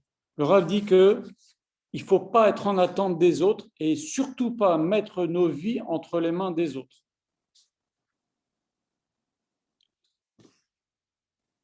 Ça existe. Ça existe. Le Rav, il raconte une histoire. Il y a un jour, un homme, il est sur son cheval et il voit un type assis par terre, un type sans jambes, là, comment ça s'appelle, un type, il n'a pas de jambes, le pauvre, il demande la tzedaka. Il dit, monsieur, j'ai besoin d'aller à la ville. Est-ce que vous pouvez m'aider un petit peu? Et le type, il a de la peine. Lui, de toute façon, il n'est pas fatigué, il reste un petit bout de chemin. Il met le pauvre sur le cheval, pas le pauvre, pardon, le mec, la personne sans jambes, il le met sur le cheval. Il lui donne les rênes. Et il rentre dans la ville comme ça. Et cette personne-là, qui a les rênes, qui n'a pas de jambes, il commence à crier « Au voleur, au voleur! Ce monsieur-là, il veut me prendre mon cheval !» Tout le monde sait que c'est son cheval. C'est le cheval du bonhomme, on le reconnaît, c'est son cheval. Ça fait 5 ans qu'il a ce cheval. Il chevauche toujours ce cheval. eh ben, on va faire un din Torah. Et les rabbinim, ils donnent raison à qui? Au gars qui n'a pas de jambes, au gars qui tient les rênes. Ils lui disent, écoute, on sait que c'est ton cheval, mais nous, on a des règles. Celui qui tient les rênes du cheval, c'est à lui le cheval, c'est comme ça dans la halakha. Tu ne dois pas donner les rênes de ta vie à qui que ce soit. Okay? Même quelqu'un qui est marié, même une femme, on va dire, elle dépend du mari. Okay? Mais elle ne doit pas laisser le mari faire n'importe quoi avec elle. Donc, on ne doit pas laisser les rênes de notre vie entre les mains. Et de toute façon, une femme qui fait ça, elle croit qu'elle fait une mitzvah parce qu'une femme, elle doit écouter son mari. Oui, mais un couple, c'est 50-50. Ça pourrait faire aussi l'objet d'un cours. Mais si elle voit que le mari, eh ben, il fait n'importe quoi, eh ben, elle doit redresser. Elle ne doit pas laisser faire. Donc, il ne faut pas laisser les rênes de notre vie entre les mains des autres. Et croyez-moi, c'est des choses qui existent. Moi, je me rappelle, j'ai reçu, par exemple, je vous donne un exemple tout bête, et interdit d'ailleurs, mais il y a, bon, j'ai cité l'exemple du couple, mais il y a, une fois, on a reçu chez Rabbi Israël une dame, et ben, elle était complètement dépendante des marabouts. Et les marabouts, ils lui ont pris plein d'argent, et ils lui disent, fais ci, fais ça, fais pas ci, fais pas ça, et au lieu de se laisser guider par un rav, elle se laissait guider par un marabout. C'est lui qui avait les rênes de sa vie. Il lui promettait l'amour, l'argent, le bonheur, le mariage. Elle s'est laissée guider. Alors vous allez me dire, alors le Rav, il a les rênes de notre vie? Non, le Rav, il n'a pas les rênes de notre vie. Le Rav, il doit dire les choses, pas pour lui, de dire les choses pour votre bien. Un Rav, il doit être capable, s'il n'est pas capable de dire ce qu'il vous fait, de faire, pardon, ce qu'il vous dit, excusez-moi. S'il n'est pas capable de faire ce qu'il vous dit, fais ça, et lui, il n'aurait pas été capable de le faire pour lui-même dans son cas, ce n'est pas un bon Rav. Donc le Rav, il n'a pas les rênes de votre vie. Le Rav, il doit être capable de vous dire quelque chose que lui aurait fait à sa place et quelque chose qui est pour votre bien. Quand je dis quelqu'un qui laisse les rênes de sa vie à quelqu'un d'autre, c'est si l'autre, il mène ta vie à son avantage. Et ça, il ne faut pas. Vous voyez, et ça, c'est des choses importantes. Voilà. Le Rav dit aussi qu'un Rav, ce qui est important pour un Rav, c'est de donner des lampes de poche et pas un plan. Pourquoi? Parce que, et un Rav, il doit rester un phare. Il donne des lampes de poche, lui, c'est le phare, et il te donne, mais pas un plan. Pourquoi? D'abord, un plan, il faut savoir que les choses changent, les générations changent. Si un Rav, il donne un plan, eh ben, un plan qui aurait été donné par les rabbinim à l'époque du Gaon de Vilna, aujourd'hui, on ne pourrait pas le suivre. On est dans une génération complètement différente. À l'époque du Gaon de Vilna, c'était, je ne sais pas quoi le problème, mais c'était des bricoles par rapport à aujourd'hui. C'était tout le monde, il vivait à Vilna, toutes les femmes étaient tsénouot, je ne sais pas, aujourd'hui, il peut comprendre ce que j'ai dit hier dans l'histoire du Baal Shem Tov. Dans chaque génération, dans le Beddin d'en haut, il y a des rabbanim qui siègent avec tous les tzadikim des générations précédentes, Rabbi Shimon Bar Yochai, Moshe Rabbeinu. Il y a aussi des rabbanim des générations récentes. Quand un grand rave meurt, Hachem il fait siéger dans le Beddin d'en haut, comme parce que lui, il comprend c'est quoi l'épreuve de Internet, que c'est le l'arbre du fruit et du bien et du mal. On peut donner des cours de Torah et on peut aller en 2 secondes cliquer et voir des choses les plus tamées possibles et imaginables ou faire des bêtises qui nous viennent tout seuls, des propositions dans les mails ou dans les trucs, ou dans les spams ou dans les pop-up ou n'importe quoi, vous comprenez? Il peut comprendre ça, le Gaon de Vilna. Donc un rave, il ne doit pas donner un plan. Par contre, un rave, il doit donner une lampe de poche, c'est-à-dire ce qu'on est en train de donner aujourd'hui, les clés des choses, ça fait attention, ça c'est bien. Avec ça, je te donne des tuyaux, tu vas pouvoir voir clair dans ta vie. C'est ça un peu l'objet de ce qui est écrit dans ces livres et ce que je vous rapporte aujourd'hui dans le cours. C'est ça ce qu'il appelle des lampes de poche. Savoir faire attention aux embûches, voir clair dans sa vie. Et lui, le rave, il reste le phare. C'est quoi le phare? Un capitaine de bateau, eh ben, il y a le phare, il tourne, hein. Il n'y a pas tout le temps la lumière devant lui. Il a le phare de son bateau, mais il y a un phare qui tourne comme ça, et de temps à autre, il vient vers lui, et là, il arrive à voir qu'est-ce qu'il y a autour de lui. Il arrive à voir, est-ce qu'il y a un rocher, est-ce qu'il y a un autre bateau, est-ce qu'il va se cogner. Donc ça sert à ça le rave. On ne peut pas toute la journée dormir et vivre avec le rave, quoique j'en connais qui l'ont fait. Mais un rave, il doit rester comme un phare. Il nous donne une lampe de poche, il doit rester comme un phare, comme ça, on va le voir de temps à autre. Il nous aide, Et le plus souvent possible, plus on va le boire et mieux c'est, plus on apprend. Hein. C'est comme ils ont dit les Chachamim, celui qui va chez les Chachamim, il deviendra Chacham. Mais ils ne nous donnent pas un plan, parce que les générations changent, comprenez? Les épreuves des générations changent. Voilà. Donc, le Rav aussi nous dit que la lampe, c'est à toi de la tenir. C'est comme les rênes qu'on a dit tout à l'heure. Si tu laisses quelqu'un d'autre tenir la lampe de poche, c'est-à-dire que tu te fais aider par quelqu'un qui voit les choses au clair, qui a les choses claires, mais à un moment donné, tu ne pourras pas être tout le temps avec lui. À quoi ça ressemble? Le Rav, il raconte une histoire. Un type qui rentre dans une forêt, il doit traverser la forêt. Et il n'a pas de lampe. Et il a de la chance, il voit quelqu'un qui a une lampe. Il dit, où tu vas? Il dit, je vais dans ce coin de la forêt, de l'autre côté. Et toi, où tu vas? Celui qui a la lampe, il va par là. Mais on peut faire la moitié du chemin ensemble. Eh bien, ils font la moitié du chemin ensemble, il est bien content, il y a quelqu'un qui tient la lampe. Mais à un moment donné, les chemins se séparent et lui se retrouve encore plus enfoncé dans la forêt et sans lampe. Donc, c'est à toi de tenir la lampe. Et pour ça, justement, comme on a dit, j'ai répondu à la question de madame, il faut beaucoup apprendre, il faut se faire aider par les rabbinim, il faut prier, il faut beaucoup étudier, beaucoup étudier, beaucoup lire, beaucoup apprendre. Et ce n'est pas en voyant des films je ne parle pas des dames, des gens qui écoutent ce cours, mais je parle, ces choses-là, on n'apprend que faire du mal. On apprend rarement où il y a très peu de moussard, mais ça vaut pas, c'est pas Kedaï, c'est des mauvais exemples. Voilà. Donc, on doit avoir la lampe de poche, le Rav, il est là pour nous donner la lampe de poche, pas un plan et servir de phare. Et c'est à nous de la tenir, cette lampe de poche, pour savoir justement faire attention dans la vie. Et vous savez aussi, il ne faut pas croire qu'un homme, il sait tout. On a besoin, je l'ai dit tout à l'heure, on a besoin de Siyata Lishmaya. Même si un homme est très averti, même si c'est un Rav, même si c'est un Gadol, il peut lui arriver des embûches. Parce que Hachem donne des épreuves, Hachem, s'il veut qu'Hachem, qu'une épreuve arrive, elle arrivera, même si tu es le plus racham de la terre. Exprès, Hachem fait comme ça. Regardez, par exemple, l'histoire de Yaakov Avinu. Il est marqué que Yosef, il est parti Be'emek Hebron. Il est parti dans la vallée de Hebron. Rashi dit, c'est bizarre parce que quand Kalev, quand il y a eu les explorateurs, il y a marqué, il est monté à Hebron. Alors c'est une vallée aussi, une montagne. Il nous dit, la vallée de Hebron, c'est quoi? C'est la profondeur du plan d'Hachem. C'est ça la vallée de Hebron. La profondeur du plan d'Hachem, c'est quoi? C'est Hachem qui a dit à Abraham Avinu, ta descendance sera esclave. Eh bien, Hachem a fait que Yaakov soit haï par ses frères. Écoutez la vocale que j'ai mise ce matin, suite à un écrit du Rav. Hachem a voulu que même si tu t'appelles Yaakov Avinu, même si tu es le plus racham, et même si tu as des enfants super tzadikim, Hachem a fait qu'il y ait une marloquette entre eux, une jalousie entre eux, et il est vendu, et il descend des 12 ans en prison, parce qu'Hachem, il a un plan.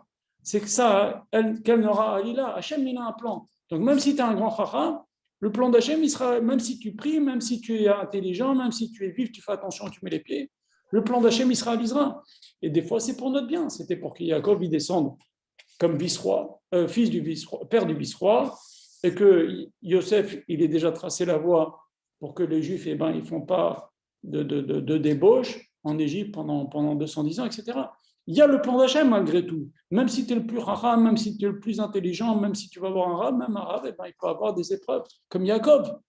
Comprenez? Donc on n'est pas... Maintenant, les choses qu'on peut éviter et que c'est bête de mettre les pieds dedans, ou de mettre le doigt dans l'engrenage, il faut faire attention. Et c'est ça, c'est pour ça qu'il y a des clés que le Rav dont le Rav parle dans ses livres. Voilà. Encore une chose que le Rav dit, il est important de savoir classer ses priorités et quels sont ses buts et quels sont ses moyens. Le Rav raconte une histoire d'un professeur qui a dit à ses élèves, apportez-moi une bassine d'eau. Alors, ils ont apporté une bassine d'eau. Alors, apportez-moi maintenant une bassine avec des grosses pierres. Alors, les élèves vont chercher une bassine avec des grosses pierres. Il prend les grosses pierres et les met dans la bassine d'eau. Donc, ça déborde un peu, mais c'est rempli de pierres et d'eau jusqu'en haut comme ça. Et il demande à ses élèves, est-ce qu'on peut mettre autre chose? Les élèves ils disent non. Ils disent, attendez, allez me chercher une grande bassine avec des gravillons. Ils vont aller chercher une grande bassine des gravillons. Il prend les gravillons. Vous voyez, les gravillons, ils viennent, ils se glissent entre les pierres. Est-ce qu'on peut mettre autre chose? Ils disent, ah non, on ne peut plus rien faire. Ah ben si, allez me chercher une bassine avec du sable. Les élèves, ils ont compris, ils ont dit, allez, du sable. Il amène du sable, on arrive avec du sable. Donc, il y a des choses importantes et un peu moins importantes. Il y a des priorités. La priorité d'un juif, c'est faire Torah mitzvot, c'est de fonder un foyer de Torah, c'est essayer d'avoir des enfants et bien les éduquer dans la Torah et d'avoir justement d'avoir ces clés-là dans la vie. C'est ça la priorité.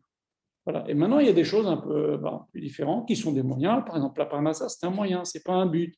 Euh, il y a des choses qui sont bonnes pour la santé. Alors, on le fait, on fait un peu de sport, on a une vie saine, on fait attention à ce qu'on mange. Mais il y a des choses importantes, il y a des choses qui sont aussi importantes, mais un peu moins importantes, etc., etc., etc.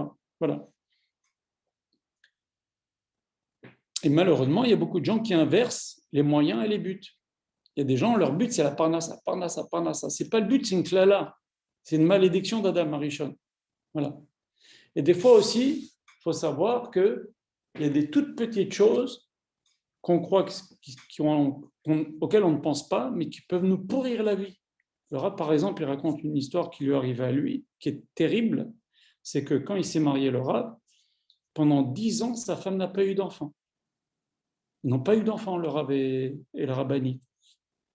C'est dur quand même, il était très malheureux. Très malheureux, combien il a prié, combien il a été sur la tombe de Tzadikim, combien il a prié, pourtant il avait du sroud, il bénissait les gens, il recevait des gens, le Rav il a commencé à recevoir les gens à partir de 20 ans. Qu'est-ce qu'il avait? Il avait une erreur dans l'Aktuba. Et pourtant, dans sa famille, c'est des rabbanim, c'est des gdolim. Eh bien, il y a une erreur de fait dans l'écriture du nom de la rabbinite. Un jour, il a eu l'idée d'aller vérifier l'Aktuba, après 10 ans de stérilité. Donc, vous voyez, c'est un petit truc. Il est près de nous. Il est à portée de la main. On n'y pense pas. Même si on a un grand rave, qu'on donne des cours. Ils ont corrigé l'Aktuba et tout de suite après, la rabbinite est tombée enceinte. Comprenez? Donc, il y a des fois des petites choses qui peuvent nous pourrir la vie. Et c'est ça, on demande à Hachem. On demande à Hachem dans la tuila de nous éclairer. Il y a des petites choses qui sont près de nous, auxquelles on ne pense pas, qui peuvent nous pourrir la vie. Donc, ce n'est pas forcément que des choses grosses et qu'on voit venir ou des choses vicieuses. C'est des fois des petites choses qui sont là, mais auxquelles on ne pense pas. On demande à Hachem de nous éclairer, de nous. Voilà. Il faut savoir aussi que le Yetzer Hara, il ne nous laisse pas réfléchir à tout cela. Il fait toujours qu'on pense, ah si, il y a ça, ça, ça, et des fois des petites choses qui sont à la portée de la main, qui nous abîment la vie. Voilà. Et ça, c'est le travail du Yetzer Hara. Voilà. Le Rav pose une question très, très importante et qui va correspondre à une clé. Le Rav demande comment Hachem peut nous ordonner de l'aimer. On ne peut pas forcer quelqu'un à aimer. L'aimer, c'est quelque chose qui vient du cœur. On aime son conjoint, sa conjointe, mais c'est pas quelque chose. On ne peut pas dire aime-moi. On ne peut pas. Voilà, Hachem, il vient nous dire aime-moi. Comment est-ce possible? Comment est-ce possible qu'Hachem il nous ordonne de l'aimer? Alors, le Rambam il répond à ça. Il dit un homme il doit réfléchir à toutes les bontés qu'Hachem a fait. Hachem il donne de l'oxygène, Hachem il donne de l'eau, tout ce qu'on a besoin. Il t'a donné des pieds, il t'a donné des yeux, il t'a donné des poumons, il t'a donné des enfants, il t'a donné ci, il t'a donné ça. Quand un homme il réfléchit à tous les biens qu'Hachem lui donne, normalement il doit courir pour aimer Hachem. Ça c'est la réponse du Rambam. Et elle est vraie, bien entendu. Rambam c'est le top, mais le Rav il dit autre chose encore. Il dit que, et c'est lié à notre cours, il dit que par définition, l'homme est toujours en quête de quelque chose. Regardez autour de vous. L'être humain, même nous, on est toujours en quête de quelque chose. Okay, c'est ainsi qu'Hachem a fait l'homme. L'homme, il veut ci, il veut ça, et truc, et je veux ci, et je veux ça. Et peut-être c'est ça qui me fait heureux, et j'aimerais avoir ça, et j'aimerais avoir ci, et j'aimerais avoir ça, et c'est sans fin, hein, il y a toujours autre chose. Hein. Alors, dans un sens, c'est bien, parce que quelqu'un qui a envie de plus rien, c'est un signe de déprime. Vous savez qu'un des signes de déprime, c'est quand quelqu'un dit j'ai envie de rien.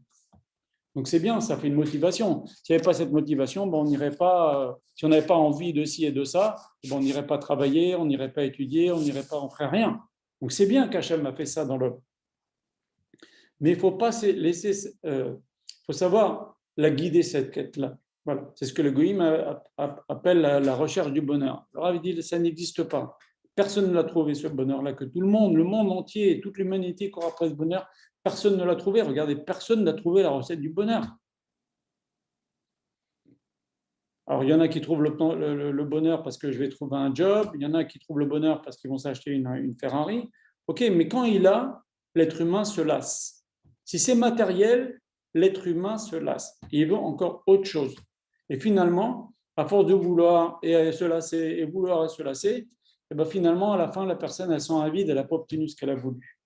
Regardez, et ça, c'est marqué on l'a lu il n'y a pas longtemps avec Elisha. Elisha a dit, une fois, les Juifs avaient une très grande famille, et Elisha a une prophétie, il a dit, demain, la farine, elle voudra, alors que la farine, elle valait 10 000 euros parce que c'était la famine, un sac de farine valait 10 000 euros, il a dit, demain, la farine, elle vaudra 10 cents. Alors, il y a quelqu'un qui a dit, qui était le soutien du roi d'Israël, il lui a dit, même si Hachem il met des tempêtes dans le ciel et qu'il fait tomber de la pluie et que ça pousse en une journée, c'est pas possible ce que tu dis, ça n'a jamais coûté 10 cents. Le lendemain, pourquoi ils étaient en famine? Parce qu'il y avait des ennemis qui ont encerclé les Juifs à Jérusalem. Le lendemain, les Juifs, Hachem il leur a fait une peur comme ça, c'est terrible, ils sont partis. Ces ennemis-là sont partis, ils se sont entretués entre eux, et ils sont partis, et ils ont laissé tout leur bien, tout leur camp, eux aussi campés, donc ils avaient de la nourriture, ils avaient plein de choses pour tenir le siège des Juifs. Et donc ils ont trouvé des tas et des tas et des tas de nourriture, des tas et des tas de nourriture, tellement que ça n'avait plus de prix, il n'y avait plus de prix, c'était, tu veux, tiens, prends, on les vendait même plus, on les donnait, tu veux de la nourriture, tu veux de la farine, tiens, prends, il y en a plein, la nourriture à profusion.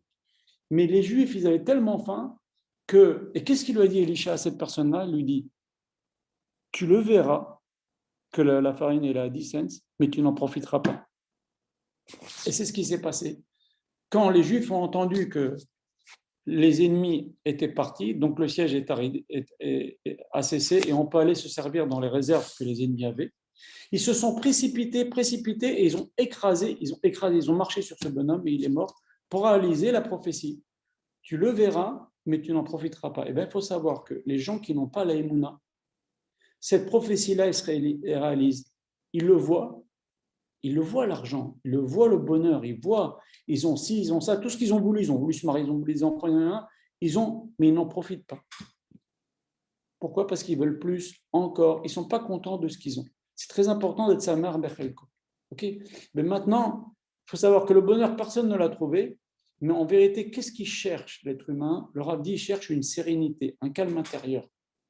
Et si, il faut savoir, le Rav, il donne une clé extraordinaire. Il dit, si un homme ou une femme ne se met pas en conformité avec la racine de son âme, avec sa neshama, il ne sera jamais bien. Prenez un juif, il ne fait pas les mitzvot, il ne sera jamais bien. Vous pouvez monter et descendre. Regardez autour de vous. C'est un bien artificiel et c'est un bien au fond de lui. Un beau jour, ça va péter avec perte et fracas. Excusez-moi l'expression, mais moi, je les ai reçus chez Rav Israël. Ces gens qui ont vécu 20 ans sans faire la Torah et un beau jour, ça éclate. Je ne vais pas vous citer ici, mais malheureusement, des femmes qui venaient, elles avaient 60 ans et le mari a 60 ans. Après 30 ans de mariage, ils ont des enfants, ils trouvent une jeune. Des tas de trucs, toute cette vie-là sans Torah. Et attention, ça avait l'air d'être un couple qui brille. C'est simple. Si quelqu'un ne vit pas selon la Torah, c'est comme sa neshama du juif, elle a soif de Torah, eh ben, il n'est pas bien. Et vous pouvez lui donner toutes les voitures, et tous les succès, et tous les enfants, et toute la femme, et tout ce qu'il veut, et 15 femmes s'il veut, il ne sera pas bien. Il ne sera pas bien au fond de lui, parce que son âme, elle n'est pas contentée. Son âme, elle crie, elle a soif, sa manafchi, elle a soif de faire la Torah.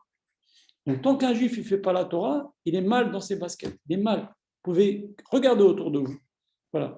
Donc, le but, si l'homme il sait que le but de son passage sur terre, c'est de faire la volonté d'Hachem, eh bien, il calme son âme. Et donc, c'est pour ça qu'il est venu sur terre, c'est faire la volonté d'Hachem. Eh bien, s'il fait ça, il calme son âme, il a un calme intérieur, il a une sérénité. Eh bien, on fait la volonté d'Hachem, on a cette sérénité-là, et puis après, il y a les hauts et les bas de la vie, mais au moins, notre âme, elle est calmée. On fait ce qu'on doit faire. On fait ce pourquoi on est venu. Rappelez-vous ce que j'ai dit aussi précédemment sur les dons, etc. Le don qu'on a à l'intérieur. Okay? En tous les cas, un juif qui fait la Torah et les mitzvot, déjà, il a cette sérénité. Son âme, elle n'est pas en train de gigoter à l'intérieur parce que son âme, elle veut pas que tu ailles voir un match de football ou que tu vois un film sale.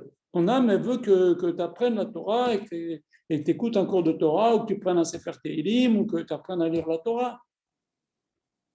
Et tant que cette personne-là, il fait ça, il est mal après. Monter et descendre, il est mal. C'est comme quelqu'un qui se drogue. Il est bien quand il se drogue, mais après, il a une descente, il est mal, il lui demande encore la drogue. C'est comme ça quelqu'un qui ne fait pas la Torah. Voilà, donc un juif, il doit savoir que le but de son passage sur terre, c'est de pratiquer la volonté d'Hachem. Il n'y a que comme ça qu'il trouvera une certaine sérénité, un certain calme. Et pourquoi ? Parce que notre âme, nous disent les Chachamim, c'est Chelek Elokam Imal. Notre âme, c'est une partie d'Hachem. Donc, on peut comprendre maintenant pourquoi Hachem nous demande de l'aimer. Parce qu'au fond de nous, il y a notre âme. Et notre âme fait une partie d'Hachem. Donc, en fait, notre âme, quand elle aime Hachem, elle aime sa racine, en fait. Donc, c'est normal qu'on aime sa racine. Vous comprenez ? Voilà comment le Rav l'explique. C'est très joli. Pourquoi Hachem peut se permettre de nous ordonner de l'aimer ? Parce qu'en vérité, au fond de nous, notre âme, c'est une partie d'Hachem. Et notre âme, quand elle va aimer Hachem, quand on va aimer Hachem, on ne fait qu'aimer que la racine de nous-mêmes. C'est pour ça qu'Hachem peut se permettre de nous demander cette chose-là. Voilà. Le Rav dit encore quelque chose, il dit que faire très attention, et c'est des choses qu'on voit couramment, il y a beaucoup de gens qui mélangent dans leur vie le bien et le mal. C'est-à-dire, ça c'est la faute d'Adam Arishon, hein, c'est le fruit de l'arbre du bien et du mal. Pourquoi on dit l'arbre du bien et du mal d'abord ? On aurait dû dire l'arbre du mal. Pourquoi l'arbre du bien et du mal ? Eh bien parce qu'à partir du moment où Adam Arishon il a mangé, il a fait rentrer dans lui la capacité à l'être humain de mélanger le bien et le mal. Et tous les problèmes qu'il y a sur Terre, c'est parce qu'on mélange le bien et le mal. Le monde, il est rempli de bien et de mal. Il n'y a pas beaucoup de bien, malheureusement, beaucoup de mal, mais des fois, c'est même au niveau de la personne. On mélange le bien et le mal. Par exemple, je prends un exemple tout bête, le type, il aime bien manger cachère, et dehors, il va se permettre d'aller manger un poisson à la sauce dans un restaurant pas cachère, par exemple. Okay. Mais dans ces sauces-là, il y a du vinaigre, il y a des tas de choses qu'on ne peut pas prendre. C'est ça, mélanger le bien et le mal. Mais bon, ça, c'est gros. Il y a des choses plus petites, des fois. Okay, c'est des petites choses qui ne sont pas super, le pied à la ben, je me permets de les faire. On est tous comme ça. Hein, on est tous comme ça. Et ben, quand on fait ça, on mélange le bien et le mal. Et ben, ça aussi, c'est mauvais. Ça entretient l'yetzer, ces choses-là. Et ça, il ne faut pas le faire. Voilà, c'est ce qu'on dit, c'est ce que le Rav explique comme ça. Comment ça se fait qu'à Rosh Hashanah, on dit nier les roches, vélo les anaves, que je sois à la tête et que je ne sois pas à la queue. Et bien parce que on aurait dû dire que je sois à la tête.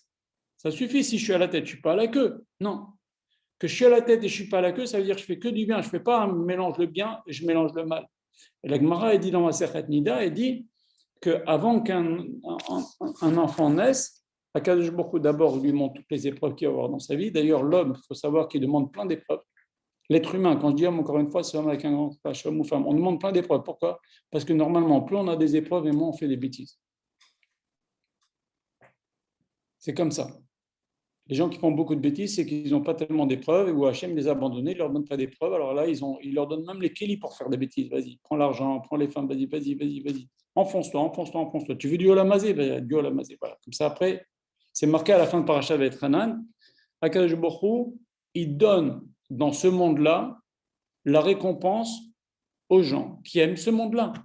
Ce qu'on appelle des gens qui ne sont pas intéressés par la Torah et le mitzvot. Or, ils ont fait quelques mitzvot dans leur vie. Ils ont mis une fois ou deux la tzedaka, ils ont mis les tefillin, etc., une ou deux fois. Et bien, Hachem, et qu'est-ce qui t'intéresse ? C'est le olam hazé. Ben voilà, je te donne de ce monde. Voilà, je te donne parce que je ne veux pas te donner la récompense de tes mitzvot là-haut. Je veux te les donner ici. Et les gens qu'Hachem aime, eh ben, c'est pas bien d'avoir tellement la récompense ici. C'est mieux de l'avoir là-haut. Comprenez ?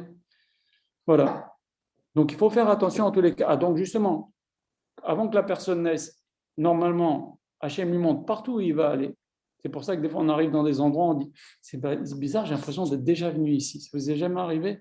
Aussi, l'homme, il demande d'avoir des épreuves parce qu'il sait que quand il fera des preuves, eh ben, il restera au Yetzer Hara, ça lui permettra. Plus quelqu'un a des preuves, regardez le cours précédent que j'ai donné sur les peurs, normalement, ça construit la personne et il fait attention. Bien sûr, s'il le veut, hein, s'il apprend la Torah, s'il veut vivre en conformité à la Torah. D'accord ? Et aussi, Hachem, il nous fait promettre deux choses. Il nous fait promettre, promets-moi que tu seras un tzaddik, et promets-moi, il y a quelqu'un qui a le micro allumé, Madame Bensoussan, pouvez-vous couper votre micro, s'il vous plaît? Je crois que c'est vous. Non, non, il était coupé, le mien. C'est à vous. Alors, excusez-moi alors. Alors, bon, voilà. Il y a quelqu'un qui s'appelle Kislev, s'il veut bien couper son micro. Razak. Et donc, Hachem nous fait jurer qu'on sera tzaddik et qu'on ne sera pas rachat. Et Rachamim me demande, mais si on a juré qu'on sera tzaddik, pourquoi Hachem nous fait jurer qu'on ne sera pas rachat? Parce que justement, il y a des gens qui font un peu les deux, mais ça ne s'appelle même pas tzaddik, mais il y a des gens qui font autre chose, c'est qu'ils veulent être tzaddik, ils n'y arrivent pas, ils ont une chute, ils se disent, eh ben, bon, ben maintenant, de toute façon, j'ai juré d'être tzaddik, j'ai raté, eh ben maintenant, c'est foutu, je ne remonte pas. Or, la qualité du tzaddik, c'est de remonter toujours. Comme c'est marqué dans Shema Meler, Sheva et Paul tzaddik vekam. 7 fois le tzaddik. La qualité du tzaddik, c'est de remonter. Tu es tombé, tu remontes. Donc c'est pour ça qu'on te dit, jure aussi que tu ne seras pas un rachat. Ne te complais pas dans le bas. Allez, essaye de remonter. C'est pour ça qu'on jure ces deux choses-là avant la naissance. Voilà. Le Rav aussi dit, Rav Israël aussi le disait, il disait, si tu as des problèmes, dis merci. Ah ouais, ouais. D'abord, il faut dire toujours merci à Hachem. Okay, rien qu'on respire, rien qu'on boit, rien qu'on marche. Le Rav Pinto, il dit toujours, il n'y a que quand quelqu'un qui a mal à la tête qu'il se rend compte qu'il a une tête. Et que quand quelqu'un il a mal aux yeux, qu'il se rend compte la chance d'avoir des yeux. Ou quand il a mal aux dents, qu'il se rend compte la chance de ne pas avoir mal aux dents. On devrait remercier. C'est ça les Birkot HaShachar. On doit remercier Hachem. Les Teilim qu'on fait tous les matins entre Baruch She'amar et Shabbat. C'est des remerciements de remercier Hachem. Modani, tu vis, tu respires, il faut savoir remercier Hachem. Donc maintenant, tu as des problèmes, dis merci, pourquoi? Parce que est-ce que tu sais quel problème encore pire tu aurais pu avoir et Hachem t'a évité? Il y a des gens qui disent, ouais, celui qui est sans DAC, c'est une ségoula pour être riche, et voilà, il n'est pas riche. Oui, mais Hachem, c'est le bracha là de la richesse, il l'a donné en t'évitant un accident de voiture, ou ci, ou ça. D'accord? Donc, il faut savoir dire merci dans tout. C'est très important. D'abord, ça permet à la personne de se rendre compte du bien qu'il a. C'est fait partie de la sérénité et du bien-être intérieur, de se rendre compte du bien que l'on a. Et ça, c'est très important. Il faut aussi savoir que dans chaque chose et chaque événement, même pas bon, il faut savoir qu'il y a quelque chose de bien. Et regardez, par exemple, pourquoi la Torah nous raconte l'histoire de Rivka? Rivka, elle avait 2 enfants, un qui veut sortir quand il passe devant une maison d'Avodah Zarah, un qui veut sortir quand il passe devant la yeshiva de Shem Be'ever. Elle dit, c'est quoi cet enfant-là qui est assis entre 2 chaises? Elle était malheureuse. Elle a été voir Shem Be'ever, ils lui ont dit qu'il y a 2 enfants. Il y a donc un rachat, un tzaddik. Et Rashi nous dit quelque chose d'incroyable. Il lui a parlé d'Antoninus. Antoninus, c'était la chavruta de il est devenu c'est un roi célèbre, un empereur romain, qui finalement s'est converti, qui est devenu ami avec Rabbi, qui a étudié avec Rabbi et qui finalement s'est converti. Elle était contente, elle est sortie contente, on n'entend plus parler que Rivka était malheureuse une fois qu'elle a eu la réponse. Pourquoi? Parce qu'elle a vu, elle sait qu'il y a un enfant tzaddik, un enfant rachat, mais même dans l'enfant rachat, il va sortir des fois des gens bien. Et ça, il va sortir Rabbi Akiba, ça, il va sortir Antoninus. Donc, savoir que dans chaque événement, chaque chose pas bien, il y a toujours quelque chose de bien. Et toujours le Rav dit, cette chose de bien, il faut en parler, il faut la développer, il faut en parler. Il faut savoir que cette chose bien-là, de bien, elle pourra même t'aider à passer, si tu en parles et si tu te rends compte du bien qu'il y a là-dedans, comme Rivka, ça pourra l'aider à sortir de cette situation difficile. Voilà. Le Rav dit aussi, mais ça fait appel au cours précédent, il dit que toute sensation de trouble, qu'une personne elle est troublée, elle ne va pas bien, et elle ne connaît pas la cause de son trouble, il faut savoir que souvent, ça vient de dossiers que l'on a qui sont ouverts et mal fermés. Et ça, je vous rapporte au cours que j'ai donné sur les peurs, on parle beaucoup de ça. Voilà. Et le Rav, pour donner aussi des clés pour avoir une certaine sérénité dans la vie, très important, il nous dit une phrase qui est marquée dans la Gemara, il y a un Rav qui lorsque son père était sur son lit de mort, est parti le voir, lui dit, papa, est-ce que tu peux me recommander auprès des rabbinim de la génération? Toi, tu es un Rav réputé, tu es un Rav connu, tous les chachamim de la génération, les Tanaïm, ils te connaissent, les Amoraïm, ils te connaissent. Tu peux me faire un petit, voilà, chouchouter mon fils, c'est quelqu'un de bien. Le père ne lui dit pas du tout. Il lui a dit, Beshimcha et Kerocha, on t'appellera par ton nom. Si tu mérites d'être un Rav, On t'appellera Rav, tu n'as pas besoin que je te pistonne. Qui sera et on t'assiera sur le siège que tu mérites. Si tu mérites de t'asseoir sur le siège de Rosh Yeshiva, de Rav, de président de la communauté, de ce que tu as envie de, ça veut dire un certain kavod, et ben si tu le mérites, tu finiras par l'avoir. Et dernière chose, Vet shelcha itnu licha. Ce qui est à toi, tu l'auras. Personne ne peut te prendre ce qui est à toi. Si on te le prend, c'est parce qu'Hachem veut bien. Donc, aie confiance en Hachem. Donc, tout ça, c'est des choses que quand la personne vit avec ça, elle est déjà beaucoup plus sereine. Voilà. Et il faut savoir une bonne chose, que, encore deux autres choses que le Rav dit, toutes les personnes qui n'ont pas su résister au ta'avot, ça c'est très important. Toutes les personnes qui ont... Les ta'avot, c'est les pulsions. Les pulsions, et quelqu'un, il a la ta'ava de jouer, d'être joueur de poker. Ça a brisé des familles. Hein. Ça fait des gens qui avaient de très belles situations financières, ils ont tout perdu. Il y a des gens, leur ta'ava, c'est les femmes. Il ne peut pas rester seul avec sa femme, il faut 10 femmes. Il faut une autre femme, et en cachette. Il va avoir une autre femme, et finalement, il perd sa femme. Vous savez que dit la Gemara, celui qui va prendre ce qui appartient à l'autre, il perd, il n'aura pas, ou s'il a, il va être puni, et ce qu'il a à lui, ce qu'il avait, il le perd. Donc il a tout perdu. Donc il y a 1000 ta'avot. Des fois, c'est des yeux, le type il voit des choses pas bien. C'est pour ça qu'on a dit mélange le bien et le mal. Il y a combien de... Malheureusement, pourquoi les rabbinim font la guerre au téléphone, etc. Parce qu'il y a des gens avec le téléphone, et ben, ils sont à la yeshiva, et dès que le rabbinim il a de tourner, il va sur des sites moches. Vous voyez, donc il faut savoir résister à toutes ces choses-là. Et tout celui qui n'a pas réglé ces choses-là, je ne vais pas raconter, mais il y a 1000 histoires comme ça. 1000 histoires comme ça. Il y a des gens qui se font passer pour des gens super. Quelqu'un qui ne résiste pas au ta'avot, donc, eh ben, il laisse les ta'avot guider leur vie. Ils ont cru qu'ils ont profité de la vie, ils ont profité. Ils se retrouvent avec 50 ans, avec les cheveux longs, ils ont rien construit de leur vie. Voilà. Ils croient qu'ils ont profité, ils se retrouvent ridicules. Ça s'est terminé toujours dans la honte. Tous les gens qui ont laissé les ta'avot les guider, ça s'est terminé dans la honte, que ce soit les ta'avot du jeu, ta'avot des femmes, les ta'avot de la nourriture. Il y a 1000 sortes de ta'avot. Tous ces gens qui ont laissé les ta'avot guider leur vie, ça s'est terminé dans la honte. Ça, il faut le savoir. Ça aide de savoir ces choses-là. Okay. Encore une chose que le Rav dit, et je vais bientôt m'arrêter, c'est la dernière chose. Le Rav dit que ce que toi, tu ne peux pas faire dans la vie, ou en ce moment, eh ben, le temps le fera pour toi. Souvent, il y a des choses qu'on n'arrive pas à faire, eh ben, attends, ça va se faire doucement, ça va venir, Hachem le fera pour toi, t'inquiète pas. Donc, tout ça, c'est des petites choses. Voilà, le cours se termine. Il y a beaucoup à dire sur le sujet. Le Rav, il a écrit des livres, et chaque chose que j'ai citée comme ça successivement dans le cours, bah, c'est des paragraphes dans son livre, il explique, il donne des histoires. Donc, on pourrait parler beaucoup de ce sujet. La vie, il y a beaucoup à dire sur ça. Mais pour conclure, c'est important d'apprendre la Torah, parce que la Torah, justement, elle nous instruit. Elle nous apprend à faire ce que Shlomo Melech a dit, Shomor bepeles raglecha. Fais attention où tu mets les pieds. D'accord ? Ça nous apprend à vivre avec Emouna, ça nous apprend à avoir bitachon, ça nous apprend à ne pas mélanger les choses bien et les choses pas bien, ça nous apprend à avoir les rênes de notre vie en main, ça nous apprend à ne pas copier, ça nous apprend à exploiter le don que l'on a, etc., etc. Toutes les choses dont on a parlé aujourd'hui. Voilà. Est-ce que vous avez encore des questions ? Non, merci beaucoup. Merci beaucoup. C'était instructif ?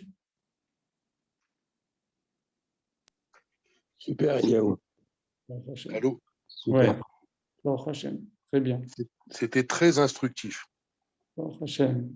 Tu as donné presque l'exemple de Resh Lakish, un brigand des grands chevins qui est devenu le beau-frère de Yochanan ben Zakkai. Voilà.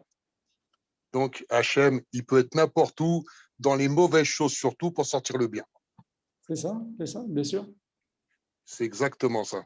Et des fois, des choses comme ça bizarres, ce que j'ai dit tout à l'heure, Elnora Alila, regardez Esther. Esther, c'est une jeune fille ou pas jeune, il y en a qui disent qu'elle n'était pas dans la Gemara, qu'elle n'était pas si jeune que ça, mais la pauvre, c'est une orpheline. Elle est éduquée par Mordechai. Après, elle se marie par Mordechai.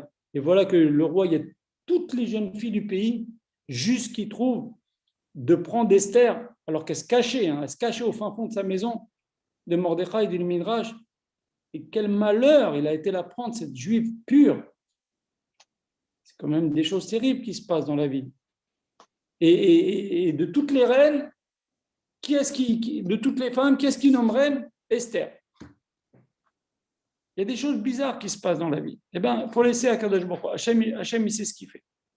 Voilà. Est-ce que vous avez d'autres questions? Non.